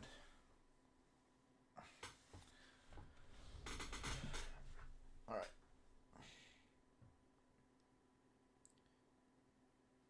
Send Packing. So this does have go again. What is he gonna choose? Is he gonna choose Remorseless? No, he chooses that. Very interesting. So I kind of want to get it back, so I'm gonna go ahead and get Falcon Wing back. Like E-Strike was gonna be 5 damage in that hand probably. So blocking for 6 is pretty good to get my Falcon Wing back. And then he sends another Send Packing, bro. Holy, this guy is on one. Now I just block like this, right? It sucks that I don't get to double Send Packing hilarious. He cleared like it's just like a long man CNC where like it was aiming to destroy both cards in my arsenal. Yeah, it sucks that I won't be able to rain razors here, but hopefully our card draw of Death Dealer is pretty good. Not bad. 5 of the Gogan variety. If he blocks with Apex here, it's actually pretty good for us because then it'll turn on his Might token, and then we get to use it off Bullet Trap. Okay, well, that works through Clash of Might. We want him to win the Clash. We want him to win the Clash. Surely we don't win. Yeah, okay, he wins. Cool.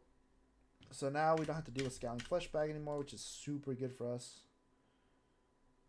We get to use Tunic next turn too. That is the card we don't want to see. CNC. So I'm inclined to take this.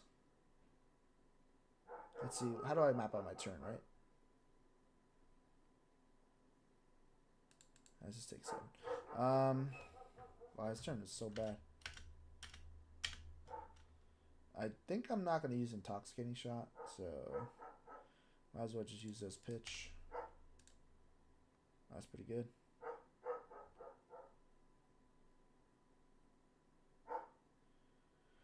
Okay, this could be a good Snapdragon's turn. Let's start with Endless Arrow. So starting at the Endless Arrow here, we'll commit the Snapdragons anyway, so he knows. But he's probably going to block 4 if he wants to stop the on-hit. Then I'll be able to Rain Razors, get it back. Probably load Bolt and Shot, shoot again, and then decide whether or not I want to shoot Endless Arrow again, or just E-Strike for 7. Or E-Strike, draw a card too. So a lot of options I can do. I think this gives the least amount of information, so yeah, he probably is not thinking about Rain Razors. He's mostly thinking about Snapdragons giving go again. So I'll go ahead and Arsenal that guy. So this will come in for 4. Is that better? No, right? Because I want to E-Strike, get the Endless Arrow. Yeah, it's not better. Get the go again. We don't want to Arsenal.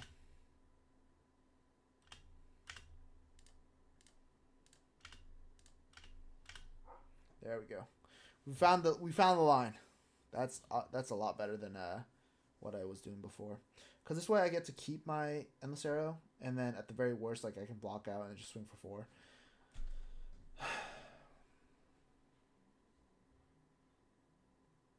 Got you on as we finish this edit, man. Thanks for keeping us company.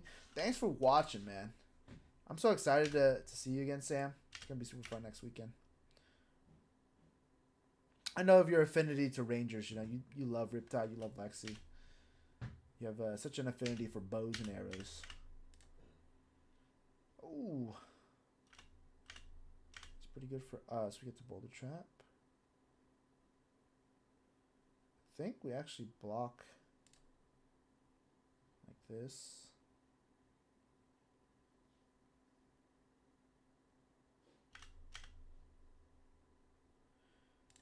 Boulder Trap. It's actually really good because it gets rid of Savage Sash. So now he has to give us 2 cards no matter what. Pretty insane. So Quiver doesn't matter really. He draws 2 4 blocks and he just swings Claw next turn. That's pretty funny. Yeah, because then next turn I'm gonna draw. It doesn't matter because I'm gonna shoot for 5 anyway. And 5 is the same as 4 against KO, I think. Unless he has Reckless Swing, obviously, but it's still 2 cards. So I get to set up Falcon Wing and then go wide next turn. So like 3 and 2, all this stuff. Pretty good stuff. Nice.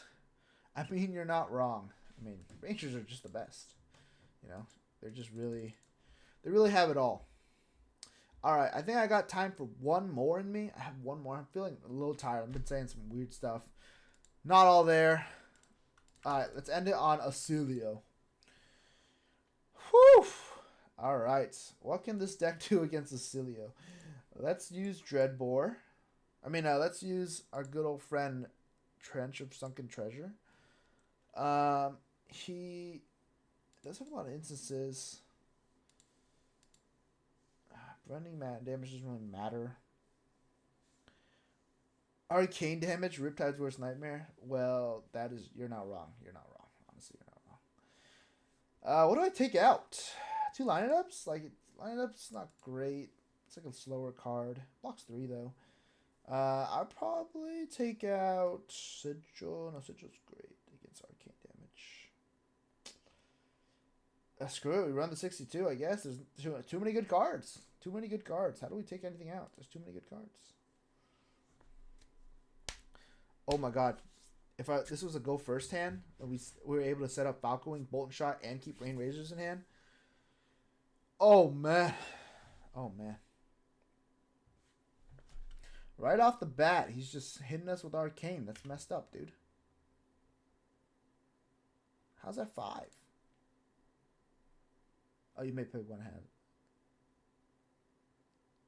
Okay.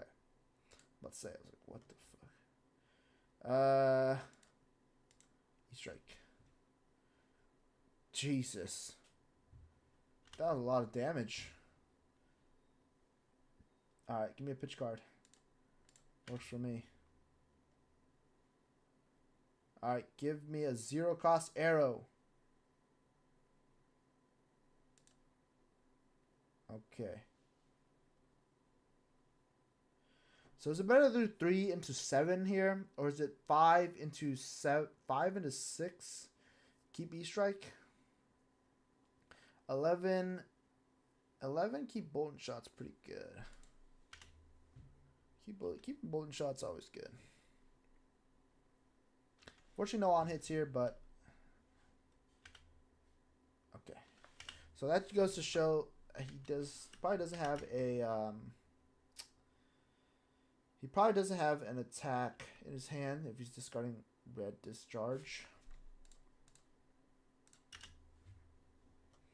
And we use the Riptide reload always, because why does he have a hero ability if we don't use it, you know?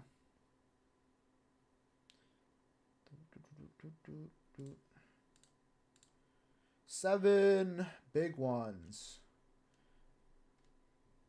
I still so cool. He's probably like, it's just his play style. I mean, like it's got to have something to do with playing a bunch of lightning cards, which involve probably a lot of go again attacks, and then eventually ending on that big Volzar amped Arcane spell. So there has to be some sort of combination, right? He probably gets wrecked by Warmongers pretty hard, which is weird to say for a wizard. Okay. See, he's gonna do 4 go again instant. I'm gonna do 4 go again instant. Like it's only fair, right?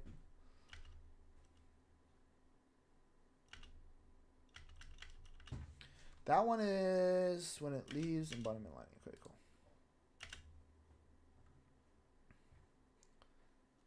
Bolzar amp. Oh god. Don't be Aether Spindle. Jeez. He's done both.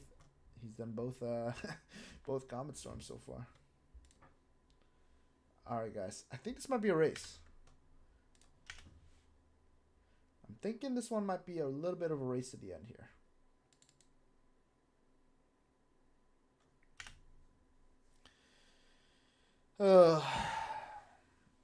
I mean, he probably just says no blocks and sends it, right?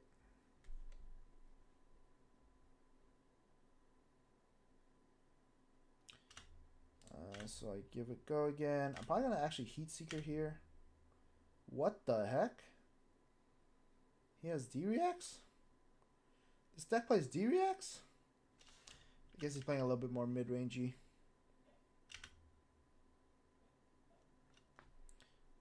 Pretty good. So I get to go again. I think I'm still going to do this one. So what I want to do is set up a 6-card hand here with Heat Seeker for 7. And then I Arsenal Falcon Wing, which has go again innately. And just hope that he doesn't kill me, because I know I can do a lot of damage next turn if I draw a really good hand with Heat Seeker here. No traps. Okay, pretty decent hand, pretty decent. Nothing too crazy. Falcon Wing, load bolts and shots, Ravenous Ratbull. I can use my entire hand with Snapdragons. 4 is good. What did he play? No, it just left. Okay, so he just played 1 lightning card so far, so he's amped. He's at amp 1. Amp 2 with a draw card effect. Pretty good.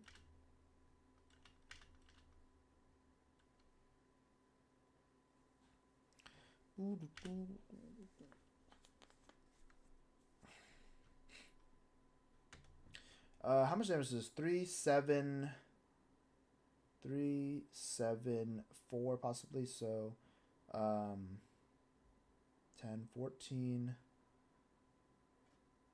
17, 21. So it is lethal next turn if he decides he wants to keep everything. But it's all about surviving this turn as well. We did just draw another card. If only we had balance. But if we had balance, we wouldn't be able to do stuff like this. Pitching the Blast of Oblivion, wow. So this one is definitely going to do enough damage here. Which sucks, but I mean, we have to do it, right? So we actually have to play out this and hope we draw a buff. So we couldn't have stopped that, unfortunately. And pitching into AB there would be pretty detrimental because we do only draw 2 cards. Since we only have AB1.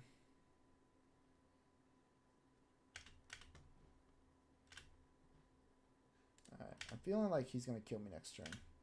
That Mind Warp was pretty nasty.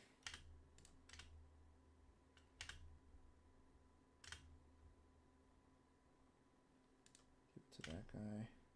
So I'm going to do this one just in case I draw a buff, like Prismatic Leyline for that. It's a pretty good buff. Gets to extend the chain a little bit here. So this is going to be 5 go again into 5. It's not lethal, unfortunately.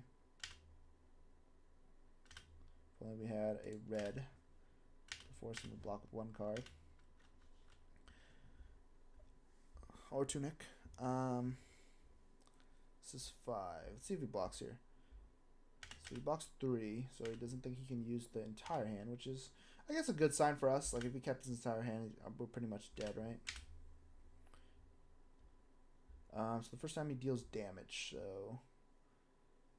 My arsenal's not great, so I can give up New Horizon if I want. Here comes Lightning Greaves. Tunic Lightning Greaves is always going to be such a great play. Second channel Lightning Valley, okay. Gone in a flash, very good. So we are definitely blocking here. We don't want him to deal damage to us. Sigil of Lightning bounces it back.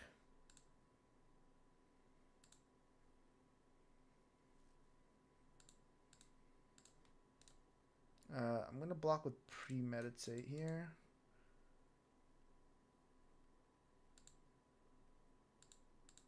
I want to do everything I can to stop this attack. What is this at the beginning of the flow count? He doesn't even have a red card. So here... Okay, so here he draws 2 cards, but he doesn't have go again, right? He has 2 action points because of the blink. So I have to deny it. Yeah. That's 6. At least his channel Lightning values will go away, right? So we're both ending on that. What a hand.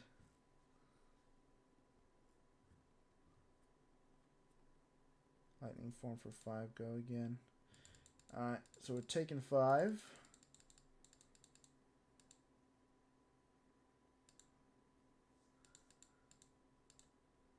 Let's see what else he has. This is another attack. That's crazy. Okay, so if we take 5, he's played 2 lightning cards. He technically can't kill us, right? Because it would be, actually he could, because it would be amp 5. He doesn't have the spell, surely. I mean, if we block here and he plays like Mind Warp, we're pretty down bad. Because he's played 2 lightning cards, right? He's played this one, this. If he plays a 1-cost amp spell, or 0, he has to be a 0-cost amp spell. If it's red, I can just block it. He'll get etchings though. This technically saves a lot more health if I block with it. So I'll go ahead and block with my bolts and shots. Okay, this surely saves a little bit more health. Especially if he has etchings of Arcana.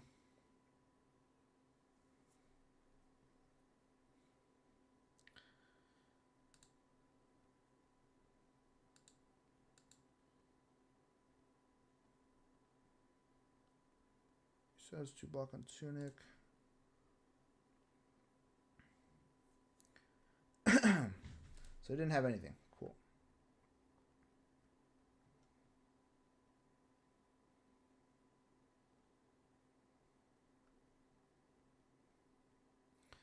What are the chances I draw something crazy, you know? A Codex or a... Then I just end up shooting for 6. I think it's worth it. This is a very interesting play because I could just like load this off and double rain razors to win, but I feel like this will be it was iffy. Probably should have just done the rain razors play. So we'll use this to load searing shot. Wait, what? Oh, I don't have another. Oh, I don't have another. Oh, it's so bad. Oh, it's so bad. I'm tripping so hard. Definitely, it was better to do the sharpshooters play then and just like double rain razors. I don't even have New Horizon anymore. I can't even use my extra arsenal. Oh man, that is what a time we live in, huh? The worst part is he might just block one anyway and die to the rain razors. Oh my! I'm trolling. I'm trolling so hard. I guess I would have been out if I drew a buff, but like I was thinking I could use Bolt and Shot and stuff to like extend the chain, but I don't even have a second arsenal. So it definitely is just better just to double up Pham, because then he has to give me 2 cards, I think. Yeah. Tough scene. Alright, well, let's hope his turn's bad. We kind of threw a little bit there, but hopefully we can return it back. So we're definitely going to try to be blocking, try to block some physical damage here because we obviously can't AB well. He doesn't have Tunic, so he's off a power card. If he plays he discard Lightning Press, High Voltage. Okay, so he's amping. He's at amp 2 basically. All right, so he's going for the big amp play. Aether Tide, Surge. So this will destroy my arsenal. I'm inclined to just take it. Just because I think I can use my hand really well. Go again. So 5 go again here. He's going to Acilio. Alright, so his hand is not kill worthy, so we're good. Oh, we should definitely just... I mean, I don't think he can do anything anyway, so... We should definitely... I was about to say, if he has like a way to discard my hand, I should definitely do the Codex. And then now we can get Searing Shot, and this forces him to block. Searing Shot for 7. So that should be game, unless he has like a D-React and Arsenal. Because if you block 6 here, he dies. Woo! 2 Sigil of Brilliances. Jeez. What a game. We kind of goofed at the end there, but we barely won. Just because he didn't have a great return turn on just like Amp 2 on a Surgeon Aether... What's it called? Destructive Aether Tide? That card's really good. I opened one in my one of my pre-releases, and that card was clutch. Being able to just like go super wide with the Cilio and then swing this for like 6 is just like insane. Destroy the Arsenal too. Not often do you get CNC in the pre-release format. That's pretty wild. Pretty wild. All right. I think that might be it for today. I'm starting to get a little loony. I feel like I was playing so bad towards the end there. All right, guys. Thank you for showing up. Thank you for playing or not playing, but watching and following alongside me for the first stream. I'm really excited to keep streaming. I'm gonna try to make it a regular thing. I'm not sure if Wednesday is gonna be like the day, but I'll try to be on a little bit later at night, just to give like the West Coast audience something to look at during your chill time, and then also if you're really staying up late on the East Coast, you can try to check in as well. But thank you for joining in. Really excited. Hopefully a lot more content coming out with AG. Shout out to Justin, putting it on. Bryce as well for helping me get set up on stream too. So super excited to keep doing it with you guys, and we're gonna have a lot more coming out. For sure, I will see you guys next Sunday during the Players Championship. Still deciding what to play. I'm not sure yet. Kind of want to play Dash, but she can't get Crazy Brew out of with Spark, so I'm so torn. I want to make a Crazy Brew deck work. But yeah, thanks.